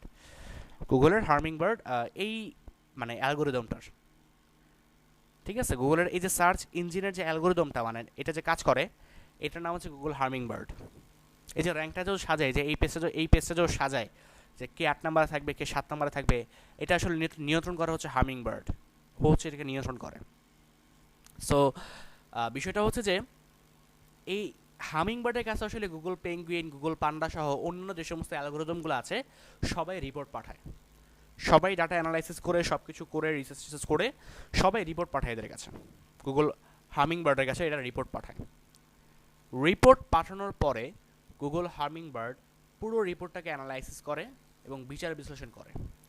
বিচার বিশ্লেষণ করে খুব সূক্ষ্মভাবে সে অ্যানালাইসিস করে ডিসিশন নেয় যে সে কি একটা ওয়েবসাইটকে 2 নম্বরের পজিশনে র্যাঙ্ক দিবে, নাকি তাকে 1 নম্বরে দিবে, নাকি তাকে 10 নম্বর পেজে র্যাঙ্কিং দিবে। এটা খুব সূক্ষ্মভাবে বিচার বিশ্লেষণ করে তারপরে গুগল হামিং বার্ড ডিসিশন নিয়ে থাকে। একটু জেনে রাখেন জিনিসটা, ওকে? গুগলের এই পান্ডা পেঙ্গুইন কেউই কিন্তু হচ্ছে আপনার এই ইয়ে নিয়ে কাজ করে না, এই র্যাঙ্ক থেকে সরাই দিবে এটা কিন্তু ওরা করতে পারে না। ওরা রিপোর্ট পাঠায় গুগল হামিং বার্ডের কাছে, হামিং বার্ড অ্যানালাইসিস করে তারপর র্যাঙ্ক থেকে সরায় দেয়। আচ্ছা, এখন কথা হচ্ছে যে আমরা তো জানলাম যে আসলে গুগলের এই যে অ্যালগোরিদমগুলো আছে এরা হচ্ছে র্যাঙ্ক থেকে সরায় দেয়। গুগল পান্ডা যদি হচ্ছে কোনো রকম ডুপ্লিকেট বা থিন কন্টেন্ট পায়, অন পেজ যদি ঠিকমতো করে করা না থাকে, স্প্যামিং ব্যাকলিঙ্ক থাকতে পারে, গুগল পেঙ্গুইন আমাদেরকে সরিয়ে দেয়, হামিংবার্ড আমাদেরকে রাখবে না, এগুলো তো আমরা বুঝলাম। কথা হচ্ছে যে সরিয়ে যে দেয় এটাকে গুগলের ভাষায় কি বলে, এরা যে র্যাঙ্ক থেকে সরায়া দেয় এটাকে গুগলের ভাষায় কি বলে বা এসইওর ভাষায় এটাকে কি বলে? এইটাকে বলা হয়েছে গুগলের পেনাল্টি। গুগলের পেনাল্টি বলে এটাকে, ওকে? সো গুগলের যে পেনাল্টি বিষয়টা, এটা আসলে ওরা কাজ করায় হচ্ছে মানে দুইটা ওয়েতে। একটা হচ্ছে গুগলের ম্যানুয়াল পেনাল্টি, আরেকটা হচ্ছে গুগলের অ্যালগোরিদমিক পেনাল্টি। এই দুইটা ওয়েতে ওরা আসলে কাজ করে থাকে।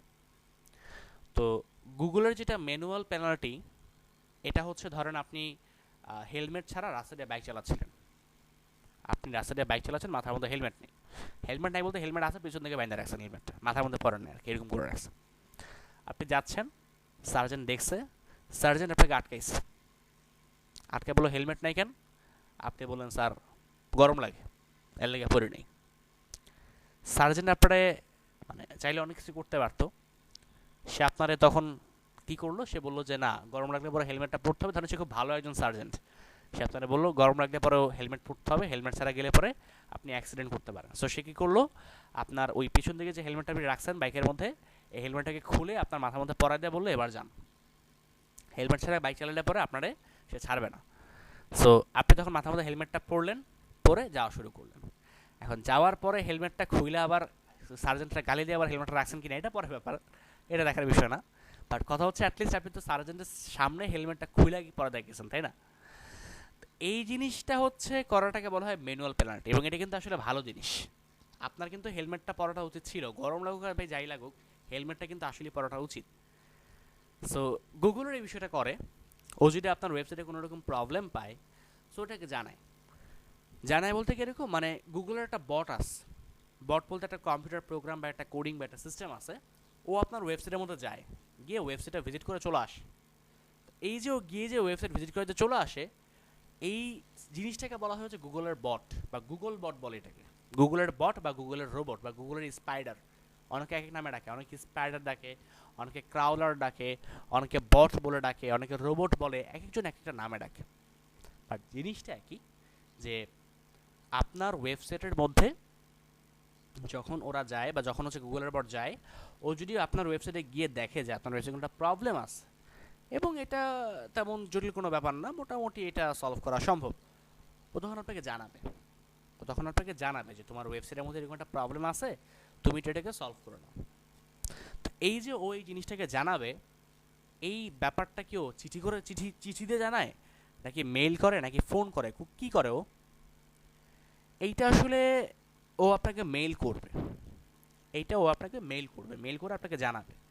তবে মেইল ওরা আপনাকে এমনি এমনি করবে না, আপনাকে আগে ওকে চিনে রাখতে হবে, যে মানে গুগলের সাথে আপনার একটা খুব ভালো সম্পর্ক রাখতে হবে, গুগলের সাথে আপনার খুব ভালো একটা সম্পর্ক রাখতে হবে, সম্পর্ক বিল্ড আপ করতে হবে। রিলেশনশিপ যদি বিল্ড আপ করা থাকে, দেন তারপরে গুগল আপনাকে এটা জানাবে, না হলে পরে সে আপনাকে জানাবে না। সো সম্পর্ক কীভাবে করে গুগলের সাথে বিল্ড আপ করবেন, এই জিনিসটা আমরা দেখব, এটা আমাদের একটা পার্ট আছে, আমরা ওই পার্টের মধ্যে এই জিনিসটা দেখব, আসলে সম্পর্ক কীভাবে করে বিল্ড আপ করা যায় গুগলের সাথে, এটা আমরা দেখব। এটা ভালো জিনিস। গুগলের আরেকটা যে পেনাল্টি আছে সেটার নাম হচ্ছে অ্যালগোরিদমিক পেনাল্টি। গুগলের কোনো অ্যালগোরিদম লাইক পান্ডা বা পেঙ্গুইন যদি আপনার ওয়েবসাইটের মধ্যে গিয়ে দেখে, পান্ডা, পেঙ্গুইন, পেবে, পিজিয়ন, মোবাইল ফ্রেন্ডলি বা পাইরেট, যে কেউ যদি গিয়ে যদি দেখে আপনার ওয়েবসাইটের অবস্থা প্রচণ্ড পরিমাণে বাজে, এতটাই বাজে যা বলারও বাইরে, এরা সাথে সাথে একদম সাথে সাথে মনে করেন ডিরেক্টলি এটা গুগল হামিংবার্ডকে বলে যে এরা র্যাঙ্ক থেকে সরায় দাও, এরা র্যাঙ্ক থেকে সরা দাও, এরা র্যাঙ্কে থাকার যোগ্যতাই নাই, এরা র্যাঙ্ক থেকে সরাও। হামিংবার্ড তখন সাথে সাথে আপনাকে র্যাঙ্ক থেকে সরায় দিবে, এবং এটা হচ্ছে একটা সাইলেন্ট কিলারের মতো করে কাজ করে। আপনাকে যে র্যাঙ্ক থেকে সরায় দিছে আপনার এটা জানাবেও না। ধরেন আপনি হচ্ছে বাইক চালাচ্ছিলেন, যাচ্ছিলেন হচ্ছে ঢাকার ধানমন্ডি 27 নম্বরের রাস্তা দিয়ে। সো ধানমন্ডি সাতাইতে যাওয়ার সময় হচ্ছে এখানে ম্যাজিস্ট্রেট বসছে, আপনি জানেন না ম্যাজিস্ট্রেটে বসছে।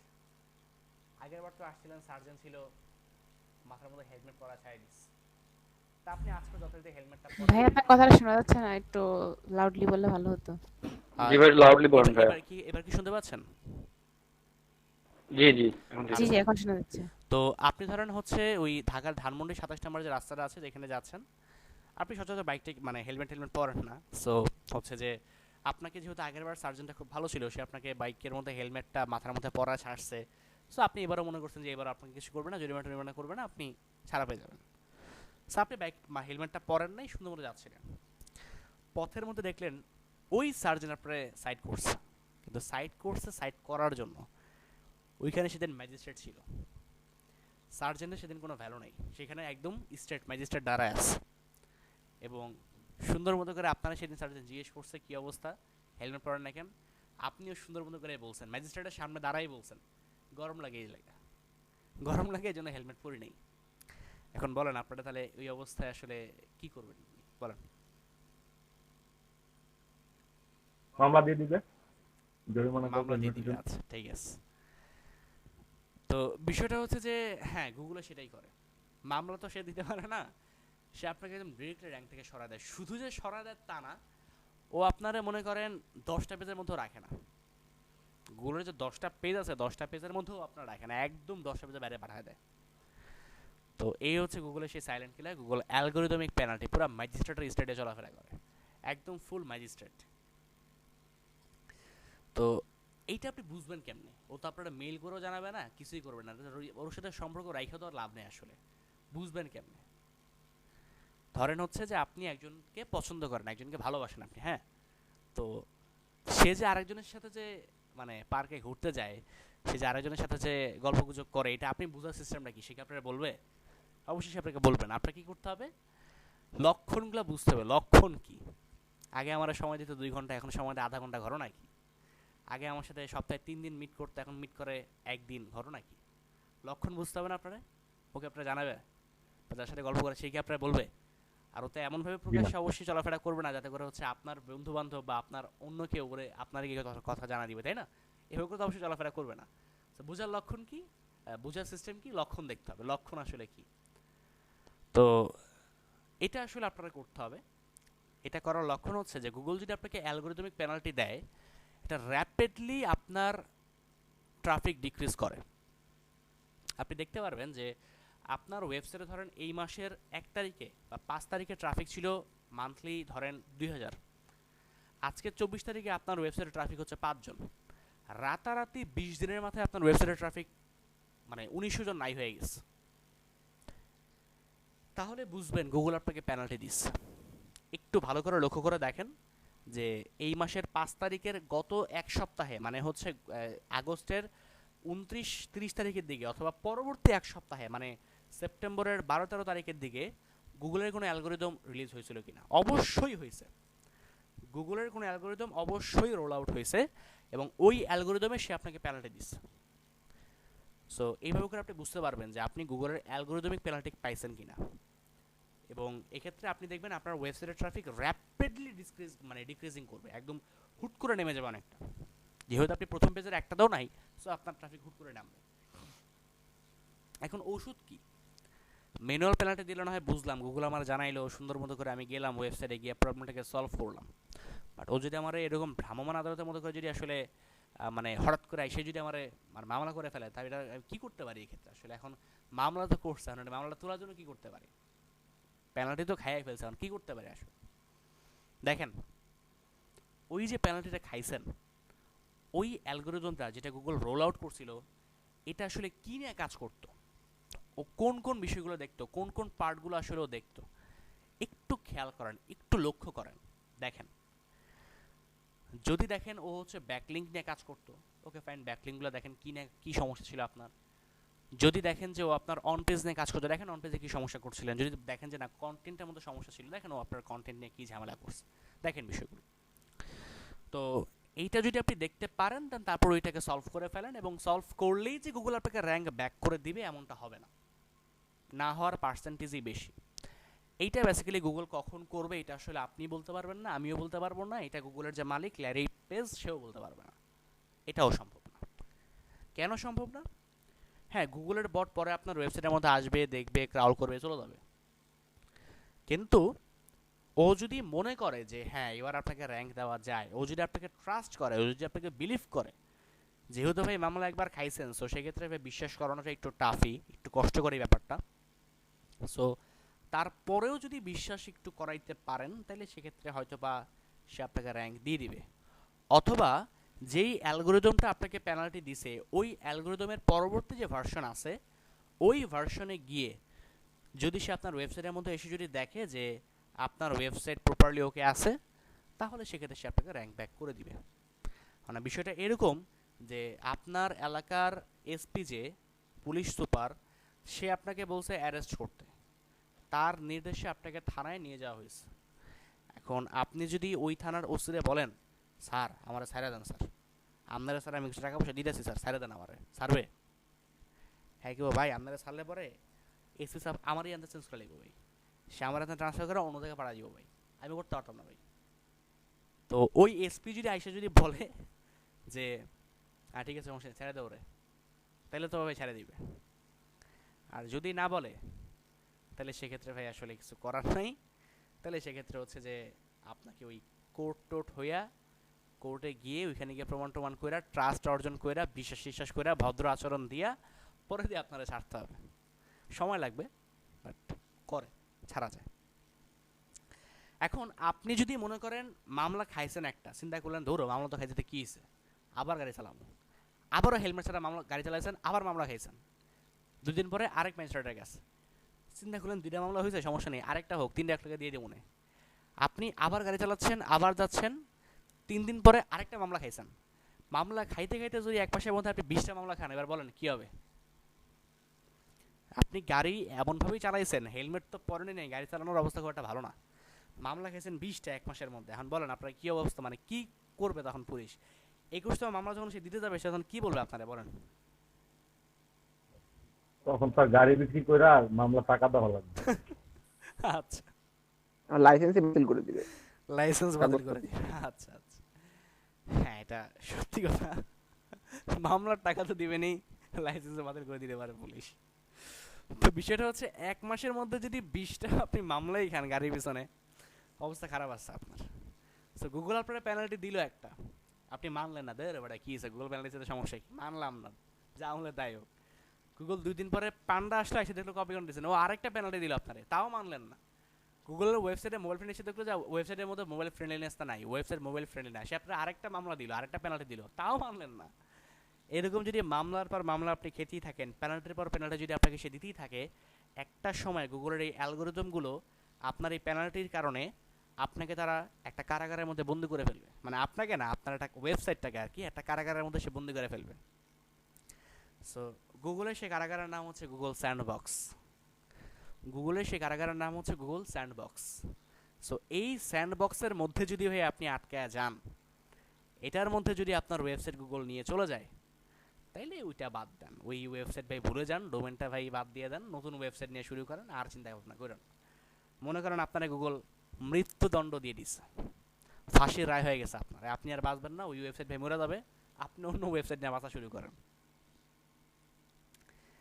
তো এই পর্যন্ত কি সবাই বুঝতে পারছেন? জি ভাই। তো বিষয়টা হচ্ছে যে হ্যাঁ এটা সত্যি কথা যে এইভাবে করে কাজকর্ম করা যায়। আচ্ছা, ফাঁসি রায় দিলে পরে কি মানে বাঁচার কোনো ওয়ে আছে বলেন তো?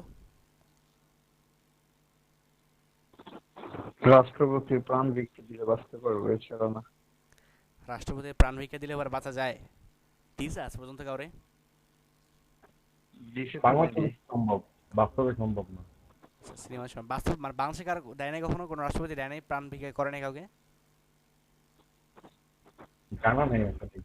জানা নাই, আচ্ছা আচ্ছা। তো গুগলের আসলে একটা সিস্টেম আছে, সেও একটা প্রাণ ভিক্ষা দেয়, কিন্তু আজ পর্যন্ত এটা পাওয়া যায় নাই, এইটার নজির আজ পর্যন্ত পাওয়া যায় নাই। তো গুগলের সেই প্রাণ ভিক্ষাটা হচ্ছে, ধরেন আপনি মাছ কীভাবে করে ধরতে হয় সেটা নিয়ে কাজ করেন, মাছ কীভাবে করে ধরতে হয় সেটা নিয়ে আপনি কাজ করেন। সো ওই মাছ ধরার উপরে মাছ ধরার উপরে যদি আপনার এমন কোনো ওয়েবসাইট থাকে যে প্রায় কয়েক বছর ধরে কাজ করতেছে এবং খুবই ভালো অবস্থান তার, গুগলের চোখে সে অত্যন্ত ভালো, তো সেই ওয়েবসাইট থেকে যদি আপনি একটা ব্যাকলিংক নিতে পারেন তাহলে আলটিমেটলি সে হচ্ছে যে আসলে আপনাকে ছেড়ে দিতে পারে। সাইড আসছে আমাদের মাঝে একটু আচ্ছা, ধরেন মাছ ধরা নিয়ে কোনো একটা ওয়েবসাইট আছে যে হচ্ছে ধরো মানে কয়েক বছর ধরে সে কাজ করতেছে মাছ ধরা নিয়ে এবং সে গুগলের চোখ অত্যন্ত ভালো। ভালো কী হবে, সে গুগলে কোনো রকম পেনাল্টি খায় নাই, সে গুগলের চোখ অত্যন্ত ভালোভাবে করে কাজ করে গেছে, তার কন্টেন্ট অনেক ভালো, সব কিছু ঠিক আছে তার। ওই ওয়েবসাইট থেকে যদি আপনি একটা ব্যাকলিংক নিতে পারেন, মানে ওই ওয়েবসাইট থেকে যদি আপনি একটা লিঙ্ক পান, এরকম একটা লিঙ্ক যদি সে আপনাকে দেয়, এরকম একটা লিঙ্ক ক্লিক করলে পরে সে আপনার ওয়েবসাইটে নিয়ে চলে আসতেছে, এমন যদি একটা লিঙ্ক আপনি পান ওই ওয়েবসাইট থেকে, তাহলে গুগল আপনাকে তার স্যান্ডবক্স থেকে ছেড়ে দিতেও পারে। তবে এইটা পাওয়াটা আসলে খুবই টাফ, কারণ এই তো বড় মাপের ওয়েবসাইট যারা কয়েক বছর নিয়ে কাজ করতেছে বা এত হাই অথরিটি সাইট থেকে ভাই আসলে লিঙ্ক নেওয়ার আশা করেন না, এরা ভাই লিঙ্ক দিবে না আপনাকে, ঠিক আছে? সো শুধু শুধু ভাই ওই ওয়েবসাইটে পড়ে থেকে লাভ নাই, নতুন একটা সাইট শুরু করেন, নতুন একটা ডোমেইন নিয়ে কাজ করা শুরু করেন, ওইটা ভুলে যান, সহজ কথা। আচ্ছা, ওই ওয়েবসাইট যদি ওরকম ব্যাকলিংক দেয় তাহলে ওই ওয়েবসাইটে কোনো সমস্যা হবে? অবশ্যই সমস্যা হবে। ধরেন আপনি ভালো মানুষ, আপনি একজন ভালো মানুষ, আমি একজন চোর, আপনার বিরুদ্ধে ভাই জীবনে পুলিশের খাতায় কোনো রকম হচ্ছে মামলা টামলা কোনো কিছু নাই, আমার নামে ভাই পুলিশের খাতার মধ্যে 100টা মামলা আছে, আর পুলিশ ভাই আমার ধরে নিয়ে গেছে, আপনি গেছেন আমার ছাড়াইতে, পুলিশ আপনার ভালো ভাববে? আপনি গিয়া বলেন হচ্ছে আমার বন্ধু, আপনি ওরে কেন ধরছেন, অনেক ভালো মানুষ, ছাড়া দেন ওরে, পুলিশ আপনারা বলবে আপনি ওর বন্ধু লাগেন, যার নামে 100টা মামলা থানার মধ্যে আপনি ওর বন্ধু হলে পরে তার নিজেও লোক ভালো না, পুলিশরা ভাববে না? বুঝতে পারছি, আসলে ব্যাপারটা হচ্ছে সঙ্গদোষে লোহা ভাসে এরকম। সেটাই। সো এই সঙ্গদোষে লোহা ভাষার জন্য গুগল তারও খারাপ চোখে দেখবে। সো আপনি তো গেছেন সেও ভাই আপনারা দিবে না। সো এটা বাদ দেন, এটা ভুলে যান। আচ্ছা,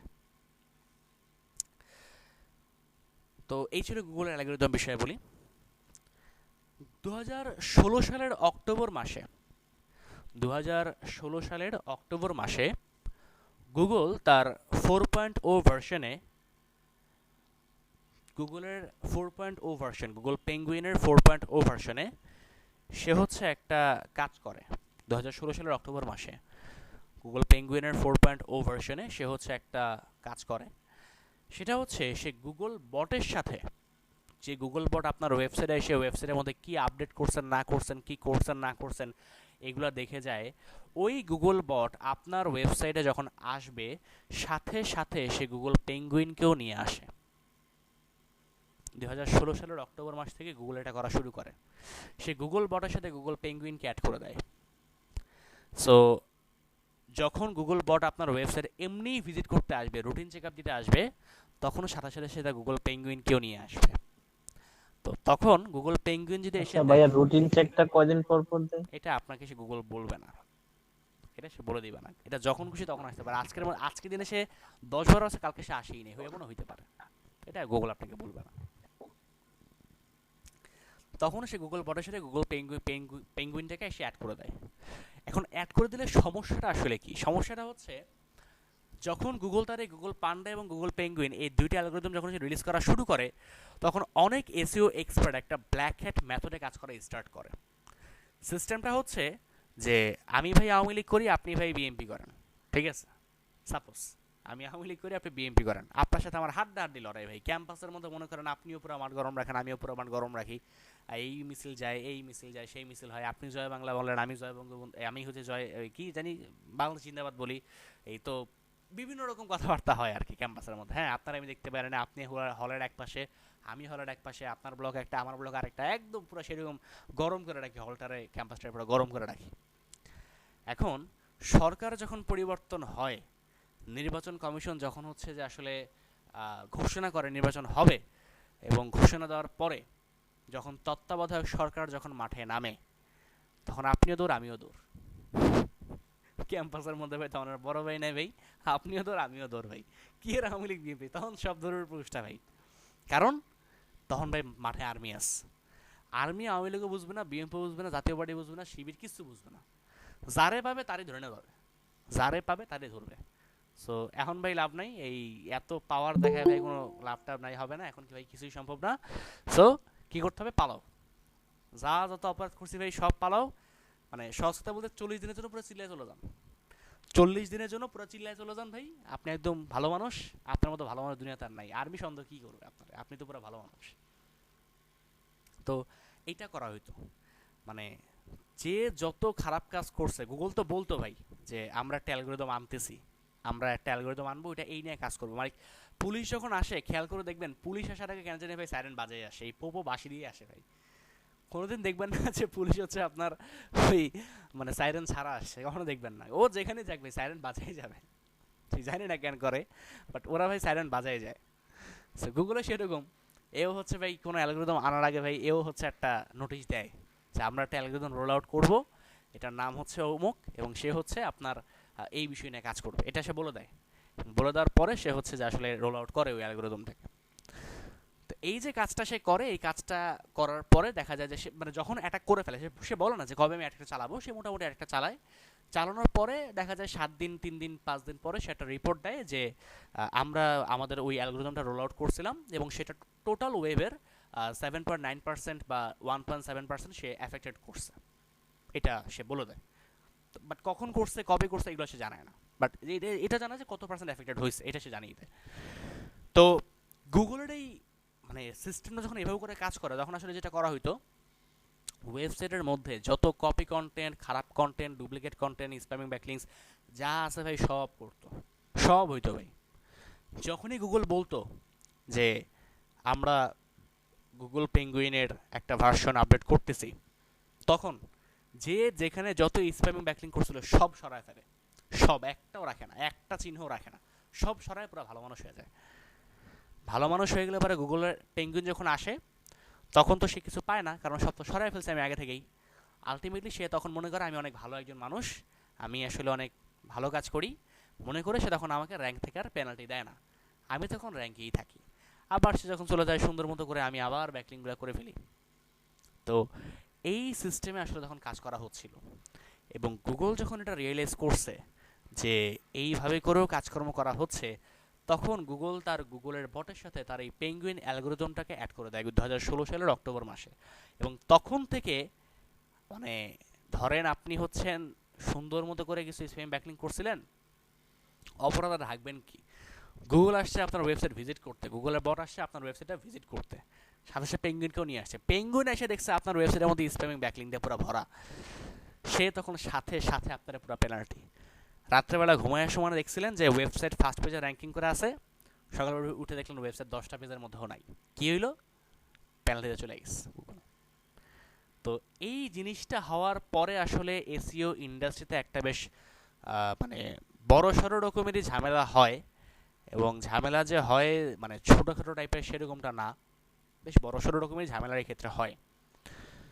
তো এই জিনিসটাকে বলা হয় হচ্ছে আপনার গুগলের একটা অ্যালগরিদম, মানে এটা সে কাইভাবে করে কাজ করে, এবং আমার মতে আসলে এটা করতে ভালো হয়েছে, এটা ভালো হয়েছে, এটা আমি বলবো ভালো হয়েছে, কারণ এটার পরে আসলে একটু মানে এসইও ইন্ডাস্ট্রিতে আগে একটু নোংরা ছিল, একটু অবস্থাটা একটু খারাপ ছিল, একটু ভালো দিকে গেছে সেটা।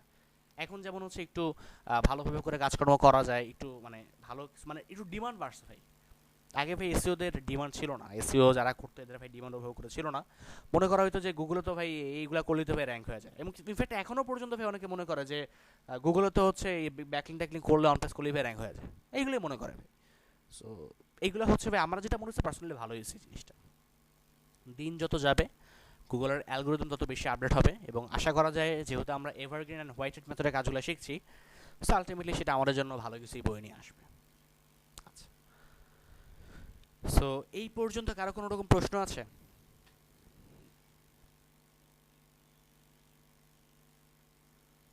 এই পর্যন্ত কারো কি কোনো রকম প্রশ্ন আছে?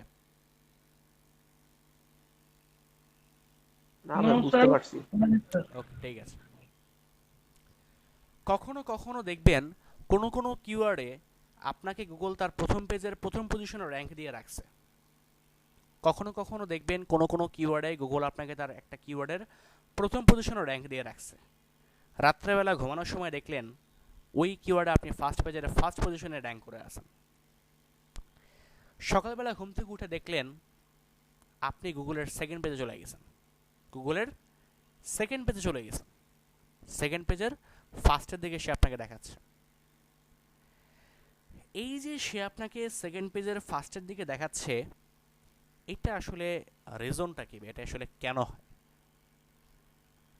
এই বিষয়টাকে বলা হয় গুগল ডান্সিং। গুগলের মাঝে মাঝে একটু নাচার ইচ্ছা হয়, ওটা নাচানাচি করে মাঝে মাঝে।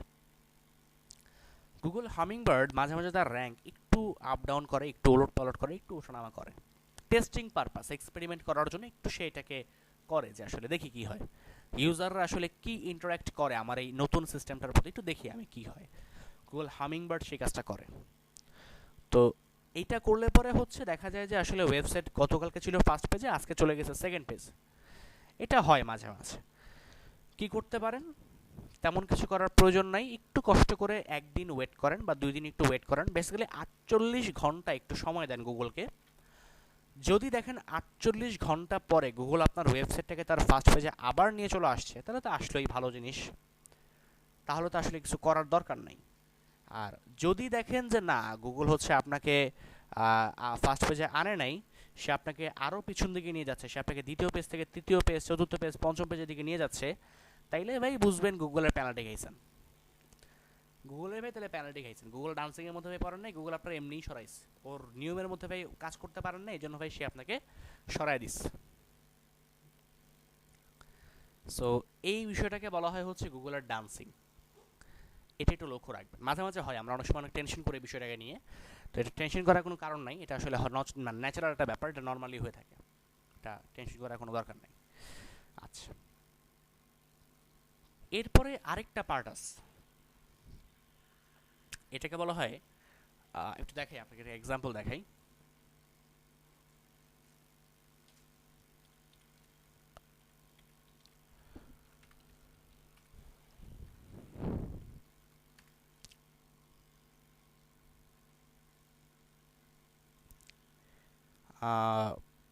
এনাকে চিনেন?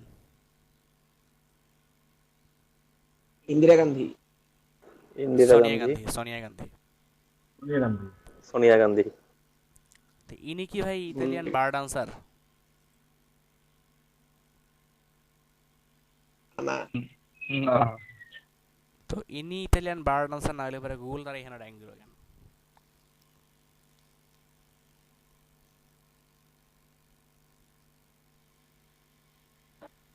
অ্যাকচুয়ালি ব্যাপারটা আগে হচ্ছে ছিল হয়তো আগে ছিল। আমার পাশার বলতাকে এখন বলে। আচ্ছা আচ্ছা, না ব্যাপারটা হচ্ছে সোনিয়া গান্ধী কখনই ইতালিয়ান বার ডান্সার ছিলেন না, উনি গান্ধী পরিবারের লোকজন, সো উনি ছিলেন না, উনি কখনই হচ্ছে ইতালিয়ান বার ডান্সারের ছিলেন না। সো এটা হচ্ছে আসলে গুগল তো আসলে ভাই মানুষ না, ও তো ভাই আসলে রোবট, এটা মেশিন আসলে। হ্যাঁ, তো ওরে আসলে আমরা যা বুঝাই ও আসলে সেটাই বুঝে, তো ওরে বোঝানো হয়েছে ইতালিয়ান বার ডান্সারের জন্য সবচেয়ে বেস্ট হচ্ছে সোনিয়া গান্ধী, সো এই জন্য হচ্ছে সোনিয়া গান্ধী এখানে র্যাঙ্ক করে গেছে।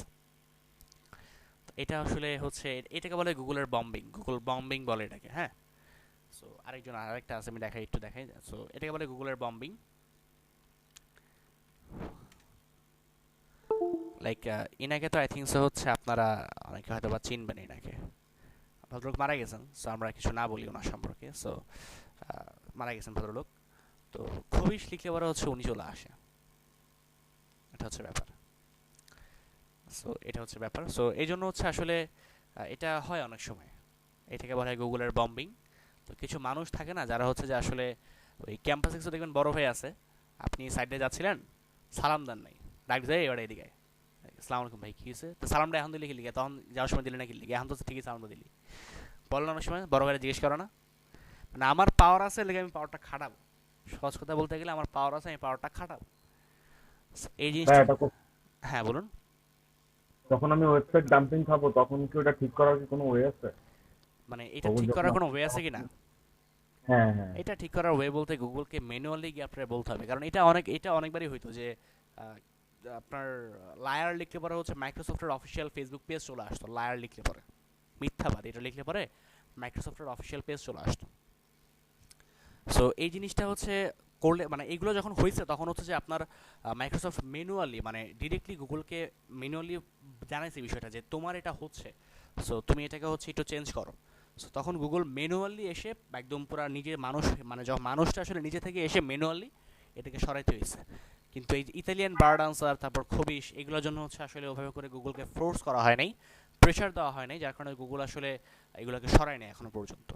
এটা গভর্নমেন্ট থেকে প্রেশার দিতে হয় গুগলকে, গভর্নমেন্ট থেকে ফোর্স করলে পরে গুগল এটা মানে সরিয়ে ফেলে। গুগল আসলে এটা চায় না, বাট গুগলের কথা হচ্ছে একটা মানুষ শুধু শুধু কেন এই কাজগুলো করবে, তাই না? এখন আমরা যে ভাই আসলে এগুলো আসলে করি এটা তো ভাই গুগল আসলে মানে ওরা আসলে থিঙ্কিং করতে পারে না যে একটা মানুষ আরেকটা মানুষের এভাবে করে ক্ষতি করতে পারে, এটা ওরা থিঙ্কিং করে না। ইউএস সিটিজেনরা বা ওর ফরেনাররা আসলে এইগুলো ওভাবে করে চিন্তা ভাবনা করে না। আই থিঙ্ক সো আপনারা এটা মোটামুটি সবাই একমত হবেন যে আমরা ভাই জন্মগতভাবে বাঙালিদের মাথায় বুদ্ধি একটু বেশিই থাকে, এটা ভালো হোক খারাপ হোক ভাই থাকে। সো যেটাই হোক, বাট কথা হচ্ছে যে এটা আসলে হয়। সো গুগল এটা আসলে ওভাবে করে চিন্তা করে না, বাট জেনে রাখেন একজন এসইও এক্সপার্ট হিসেবে যে এটাকে বলে গুগলের বম্বিং, ঠিক আছে? আচ্ছা, সো আরেকটা বিষয়টা দেখে আপনাদেরকে,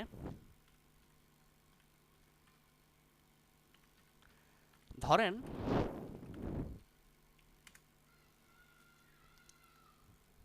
ছোটবেলায় অনেক সময় একটা কাজ করতাম, মনে আছে যে ছোটবেলায় একটা কাজ করতাম অনেক সময়, যে আমি আর আমার একটা ফ্রেন্ড মিলে একসাথে কোনো একটা পুতুল বা একটা বাড়ি বানাচ্ছি, মানে মাটি দিয়ে আর কি, ইট বালু রড সিমেন্ট দিয়ে না, মাটি দিয়ে বাড়ি বানাচ্ছি, মাটি দিয়ে কাদা মাটি দিয়ে কিছু একটা বানাচ্ছি, তো ওরটা হচ্ছে আমারটা হচ্ছে না, তো রাগ করে তখন কি ওরটা লাথি মেরে ভেঙে দিয়ে আসতে হয় বেটা, যা চলে আসতাম। মনে পড়ে দিনগুলা, ছোটবেলায় করতাম না এগুলা? আপনারা কি এগুলা মানে করতেন নাকি হচ্ছে যে মনে নেই কোনটা?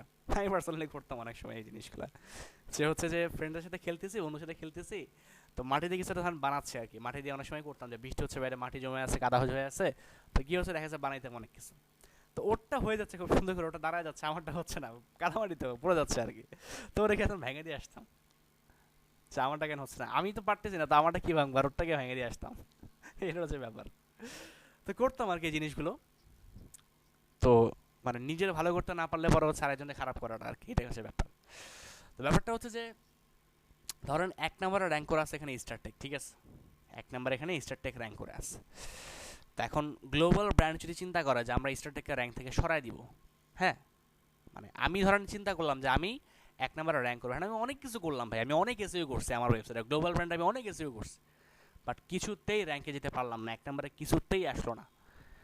তো শেষ পর্যন্ত চিন্তা করলাম ধরো আমি যেমন র্যাঙ্কে যেতে পারতেছি না, ওরেও আমি র্যাঙ্কে থাকতে দিব না, কি করব, ফাইবারে গিয়া কোনো একজনটা হায়ার করলাম যে শোনো তুমি যত খারাপ খারাপ ব্যাকলিঙ্ক আছে, যত স্প্যামিং ব্যাকলিঙ্ক আছে, সব তুমি স্ট্যাটিকটা দিবা, কারণ গুগল তো দেখবে যে স্প্যামিং ব্যাকলিঙ্ক হইলে পরে তো গুগল পেঙ্গুইন সেটার বিরুদ্ধে কাজ করে। সো স্প্যামিং ব্যাকলিঙ্ক যত বেশি আমি স্ট্যাটিকটা দিব, গুগল যদি বিষয়টা নোটিস করতে পারে তখন তো গুগল ভাবে ও মা তুমি বেশি ট্রাফিক পাওয়ার জন্য, বেশি ভিজিটর পাওয়ার জন্য তুমি স্প্যামিং ব্যাকলিঙ্ক করা শুরু করছো, যাও তোমার পেনাল্টি দিয়ে দিলাম।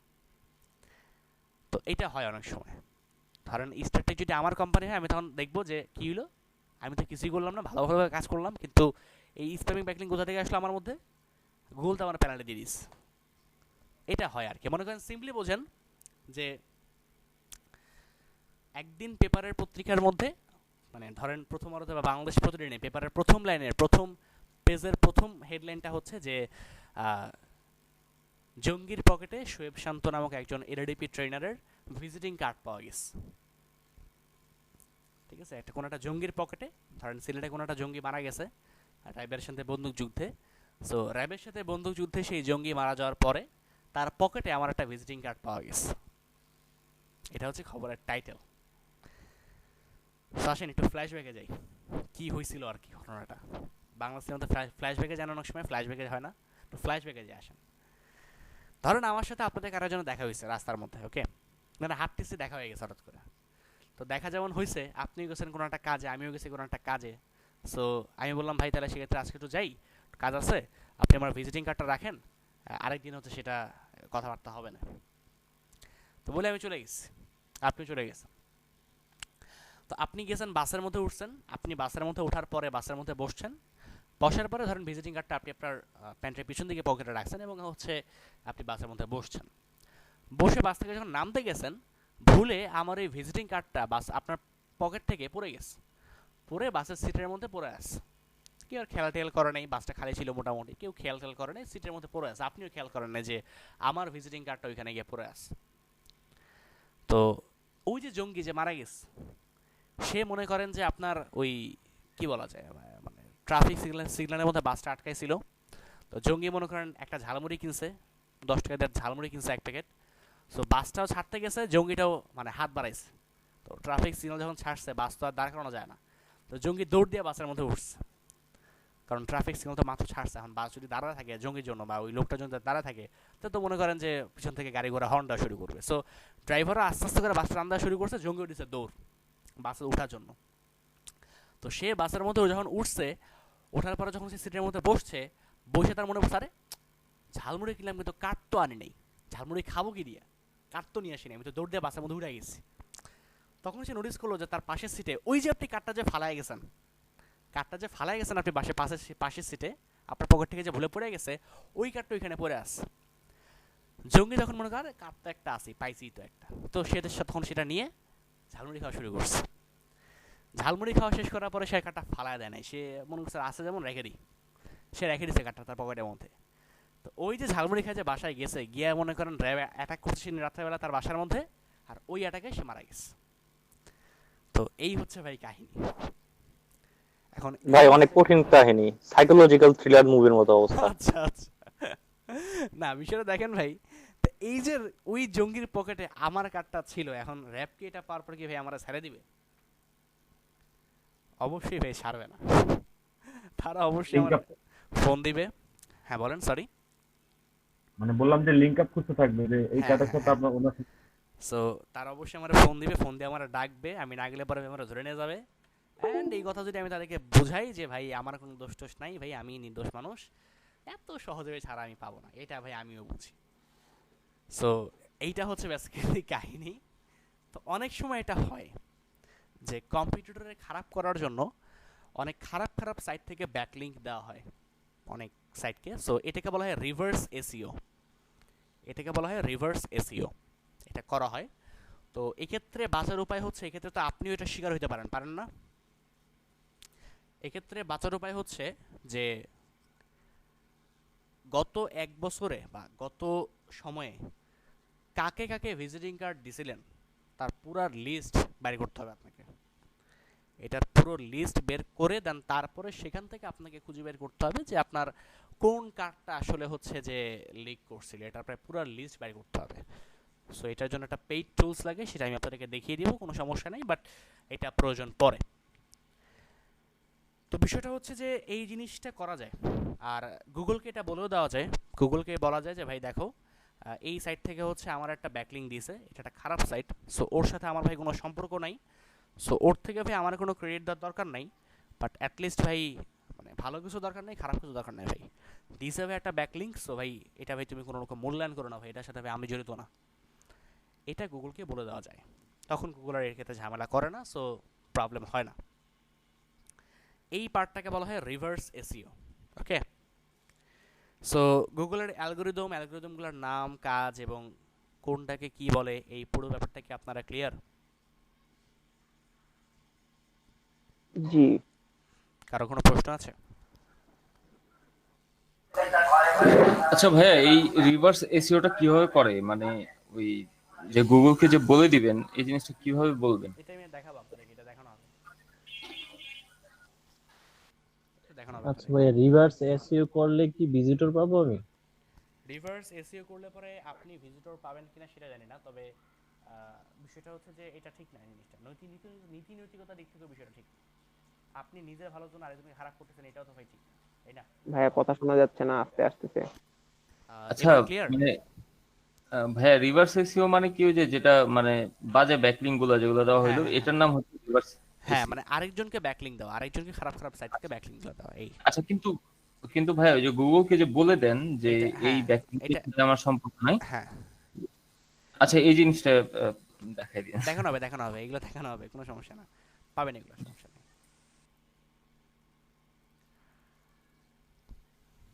আচ্ছা, ওকে। স্যার কার কোনো প্রশ্ন আছে? হ্যাঁ, গুগলের যে অ্যালগোরিদম গুলো বললেন, যে পান্ডা, তারপর হামিং বার্ড, এগুলো মানে কাজগুলো তো বলছেন, কিন্তু আমরা তো ভুলে ফেলতে পারি। এগুলো একটু একটু মনে লিখে রাখতে হবে। গ্রুপে একটা পোস্ট করে দিলেন। পোস্ট না, এটা মনে রাখতে হবে আপনাদেরকে।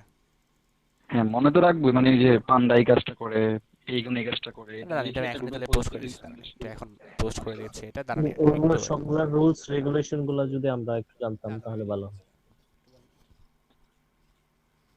আমি একটু আপনাকে লিখে দিচ্ছি যে হ্যাঁ বলেন, আর কারো কোনো প্রশ্ন আছে? আর কারো কোনো প্রশ্ন আছে?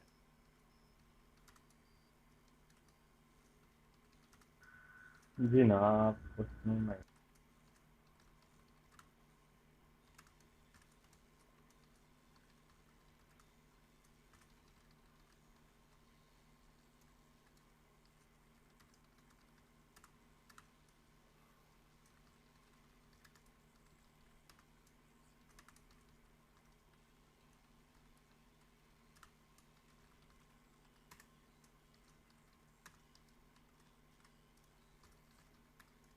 আচ্ছা, আপনাদের গতকালকে একটা কাজ ছিল, আপনাদের ইয়ে করাটা, কি বলে এটাকে, কিওয়ার্ড রিসার্চ করাটা, আপনারা কি গ্রুপে পোস্ট করে দিয়েছেন?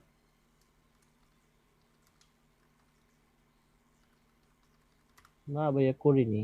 আচ্ছা, এটা করে নিন ভাই গুগল। আমার জি ভাই, পোস্ট করা হয়েছে। ওয়েট, সব মেম্বাররা এই কাজটা দেয়নি তো, তাই করা হয়নি। আচ্ছা আচ্ছা, একটু সবাই এটা করে নিন, কারণ হচ্ছে যে এটা আপনাদের লাগবে। আরেকটা বিষয় হচ্ছে আপনাদেরকে আমি হ্যাঁ, এটা কি আজকের ভিতরে পোস্ট করলে হবে না? হ্যাঁ হবে, সমস্যা নেই। আরেকটা বিষয় হচ্ছে যে আপনাদেরকে আমি একটা সাইটের কাজ দেখিয়ে দিব। হ্যাঁ, আপনাদেরকে আমি একটা সাইটের কাজ দেখিয়ে দিব, ওই সাইটের মধ্যে আপনারা একটু কাজকর্ম করবেন। লাইক আপনাদের কিছু খরচ আছে। ভাইয়া সাউন্ড আসতেছে না আপনার ভয়েসের। এবার কি শুনতে পাচ্ছেন আপনি? এবার শোনা যাচ্ছে? জি জি জি জি জি। আচ্ছা আচ্ছা, সো আমি যেটা বলছিলাম যে আপনাদেরকে হচ্ছে আমি আসলে একটা সাইটের কাজ দেখিয়ে দিব। এই সাইটের মধ্যে আপনাকে একটু কাজকর্ম করতে হবে। সো এই সাইটটা আপনারা একটু মানে সাইড ইনকাম হিসেবে রাখবেন, এবং এখান থেকে কিছু টাকা আর্নিং করে আপনাদের কিছু খরচ আছে, এখানে কিছু খরচ হবে আপনাদের এই কোর্সের মধ্যে। কিছু ওই যে ফার্স্ট যেটা বলছিলাম যে কিছু জায়গাতে আমাদের কিছু খরচ করতে হবে। সো এই খরচের বিষয়টা হচ্ছে আমরা ওই সাইট থেকে ইনকাম করে সেটার টাকা দিয়ে আমরা করব। খরচ খুব একটা বেশি হবে না, অন অ্যান অ্যাভারেজ হচ্ছে আমাদের $20 বা $15 হইলে পরেই কাজ হয়ে যাবে, আশা করা যাচ্ছে $20 হইলে পরেই হয়ে যাবে। সো $20 ইনকাম করতে আমাদের খুব একটা সমস্যা হওয়ার কথা না, এটা খুবই সহজেই করা যাবে। বাট পার ডে হচ্ছে 1 ঘন্টা থেকে 2 ঘন্টা একটু সময় দিতে হবে আমাদেরকে। ওকে, সো এটা আমি আপনাদেরকে নেক্সট ক্লাসে দেখিয়ে দিব যে কোন সাইটে কিভাবে করে আপনারা কাজ করবেন, এই বিষয়টা আমি আপনাদেরকে দেখিয়ে দিব। কাজগুলো খুবই সহজ। সাইমন ভাই আমাদের মধ্যে আসছেন। আসসালামু আলাইকুম সাইমন ভাই।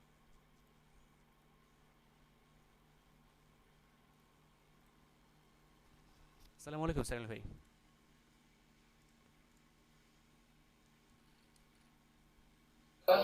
জি, ওয়ালাইকুম আসসালাম ভাইয়া, কি অবস্থা? এই তো আলহামদুলিল্লাহ। আপনার কত নম্বর ক্লাস চলতেছে এই ব্যাচে? এটা হচ্ছে 4 নম্বর ক্লাস। 4 নম্বর না? আপনি তো যে অ্যাসেসমেন্ট টেস্টের প্রিপারেশন নিবেন তাই না? এই ব্যাচের জন্য? হ্যাঁ, এই ব্যাচ বা সকালেরটা, তারপর D7 যেটা সকালটা একটা নিয়ে নিয়েছি। হ্যাঁ, মানে অ্যাসেসমেন্ট টেস্ট একটা নেওয়া হয়েছে তাই না? হ্যাঁ হ্যাঁ জি। আচ্ছা, আমি একটু স্ক্রিন শেয়ার করতেছি, আপনার সাথে একটা শেয়ার করব, আমি শীট শেয়ার করব, ঠিক আছে? জি জি। ওইটাতে আপনি একটু আপডেট দিবেন, আমি দেখা দিচ্ছি। জি। দেখতে পাচ্ছেন তো তাই না স্ক্রিন? এখনো আসেনি। হ্যাঁ, চলে আসছে এখন। আচ্ছা, স্ক্রিন শেয়ার দিলে আবার পিসি স্লো হয়ে যায়।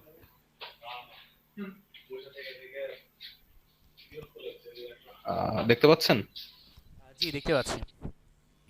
আচ্ছা, এখান থেকে আপনি একটু এখান থেকে বের করলে কি সুবিধা হয়, এই যে একটু বেশি কালারফুল হয়ে গেছে, আমি জানি কালার দিতে যে আমি নিজে কালার ব্লাইন্ড হয়ে গেছি। আচ্ছা, এই যে আপনার D7, ঠিক আছে, এখানে 25টা করে স্লট দেওয়া আছে, তারপর D28, আর আচ্ছা, ইয়ারটা অ্যাড করতে হবে আপনার, D39 একটা অ্যাড করে দিব আমি, সমস্যা নেই, ঠিক আছে?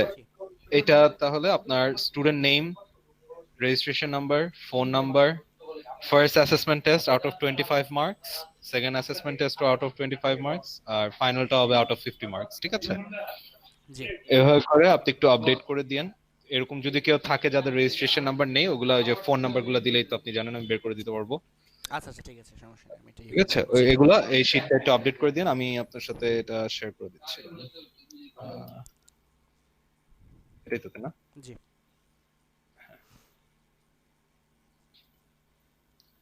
ঠিক আছে, আমি শেয়ার করে দিয়েছি, তাহলে এটা একটু আপডেট করে দিয়েন। এই তো। জি জি ঠিক আছে। আর এই ব্যাচের এমনিতে ক্লাস কেমন চলতেছে? হ্যাঁ নিচ্ছি আর কি, 4টা ক্লাস হচ্ছে আজকে, এই নিয়ে শুরু করছে আর কি, এসইও নিয়ে শুরু করছে। আচ্ছা আচ্ছা, আর একটু পাশাপাশি মার্কেট প্লেস গুলো দেখেন, সবার অ্যাকাউন্টটা ক্রিয়েট করে নেন। আচ্ছা আচ্ছা আচ্ছা ঠিক আছে, সমস্যা নেই, এটা করে নিব না। ঠিক আছে, অ্যাকাউন্টটা ক্রিয়েট করে রেখে পাশাপাশি যে সব কাজ দেখবে ওইগুলো নিয়ে লাগলে গিগ ক্রিয়েট করলো, তাহলে আর্নিং গুলো আর কি তাড়াতাড়ি আসবে। বুঝতে পারছি, ঠিক আছে, ট্রাই করব না। তাহলে একটু সবাই ক্যামেরা অন করুক, আমি কয়েকটা স্ক্রিনশট নিয়ে নিই। ওয়ালাইকুম আসসালাম, কি খবর? তবে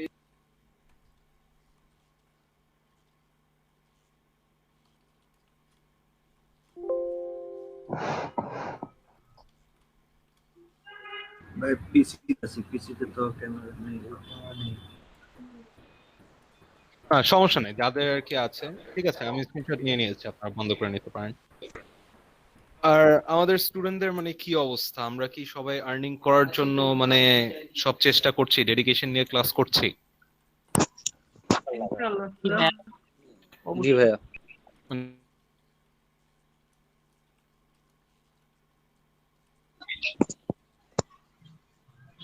চলো ঠিক আছে, আমরা আশা করতেছি এই ব্যাচ থেকে একটা ভালো রেজাল্ট আসবে, সবাই যাতে আমরা আর্নিং করতে পারি, শেষ পর্যন্ত যদি সবাই ক্লাস করতে পারি। ঠিক আছে, তো ওই ডেডিকেশনটা, এই স্পিরিটটা, এই ডেডিকেশনটা যেটা এখানে আছে ওই 50th ক্লাসে যেন ওইটা থাকে। ঠিক আছে, একদম শেষ পর্যন্ত জানি আমরা সবাই একসাথে ক্লাস করতে পারি, ঠিক মতো আর্ন করতে পারি, শিখতে পারি ঠিক মতো। এগুলো আপনারা সবাই একটু দেখেন। ঠিক আছে শান্ত ভাই, তাহলে আপনারা ক্লাস করেন, আমি তাহলে লিভ নিয়ে নিচ্ছি। ঠিক আছে। শান্ত ভাই কি আছে? শুনতে পাচ্ছি, জি জি ঠিক আছে। আচ্ছা ভাই, মাইক্রোফোন মিউট করা আছে, আছে তো। ঠিক আছে, আমি তাহলে হ্যাঁ হ্যাঁ আচ্ছা ঠিক আছে ভাই, ঠিক আছে। ওকে ভাই।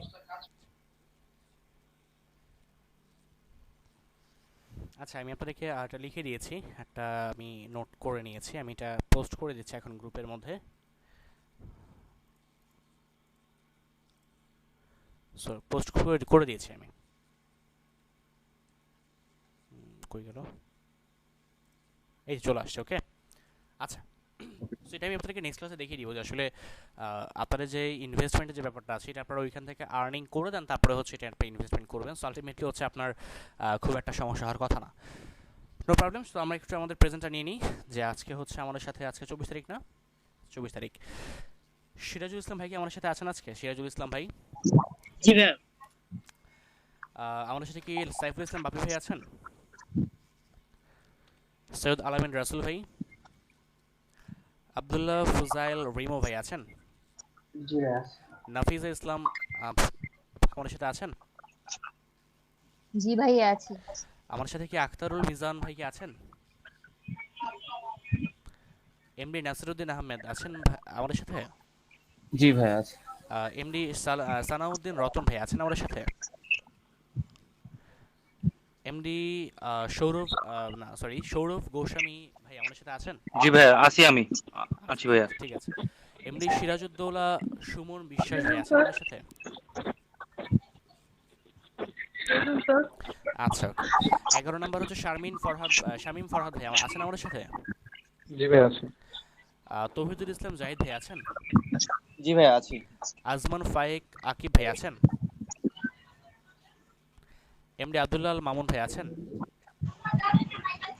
হ্যাঁ ভাইয়া আছি। আচ্ছা আচ্ছা ওকে। সো আল শাহ নওয়াজ ভাই আছেন? জি ভাই। আচ্ছা, তমিজউদ্দিন রহমতুল্লাহ ভাই কি আছেন? জি ভাই আছি। আচ্ছা আচ্ছা ওকে ঠিক আছে। সো আমি একটু উপর দিকে চলে যাচ্ছি। সো সাবিকুন নাহার আপু কি আমার সাথে আছেন? সাইফুদ্দিন মাহমুদ ভাই কি আছেন আমাদের সাথে? জি ভাই আছি। নুরুন নাহার আক্তার আপু কি আছেন আমাদের সাথে? হ্যাঁ ভাই আছি। মোহাম্মদ নাসিরউদ্দিন ভাই কি আছেন? হ্যাঁ আছি। এমডি হাসিবুল বাশার ভাই কি আছেন? জি ভাই। রবিউল ইসলাম ভাই? সৈয়দ হোসেন ভুইয়া ভাই? ইয়া ভাই। আব্দুল আলিম রনি ভাই, বাথন সরকার রুদ্র ভাই, নাজমুল হাসান ভাই, এমডি রাবি ইসলাম, এমডি ওয়াহিদ হোসাইন, এমডি মেহেদি হাসান। আচ্ছা, তারপর হচ্ছে আমাদের সাথে মেহেদি হাসান ভাই আমাদের সাথে আছেন। শাহনাজ পারভিন আপু আমাদের সাথে আছেন? জি ভাই আছি। আচ্ছা, তারপর হচ্ছে আমাদের সাথে কি মিথিলা জাহিন আপু আছেন? আয়েশা আখতার আপু আছেন? জি ভাই আছি। এমনি কামরুজ্জামান ভাই কি আছেন আমাদের সাথে? সিদ্দিকুর রহমান ভাই আছেন? এমনি সুলাইমান ভাই কি আছেন আমাদের সাথে? জি আছি। এমনি আবিদুর রহমান নিবির ভাই আছেন? জি আছে। ফারুক আহমেদ ভাই আছেন? আপনাকে স্ক্রিনশটের দিকে ইয়েতে রেখেছিলাম আমি। তারপরে হচ্ছে শেখ জাহিন আহমেদ ভাই কি আছেন? জি আছি। আমাদের সাথে রিজভি আহমেদ ভাই কি আছেন?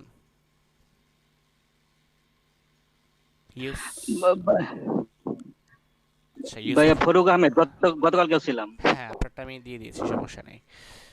গতকালকেও ছিলাম ভাইয়া। আচ্ছা, গতকালকেও ছিলেন আপনি, ঠিক আছে, সমস্যা নেই। রিজভি আহমেদ ভাই কি আছেন আমাদের সাথে?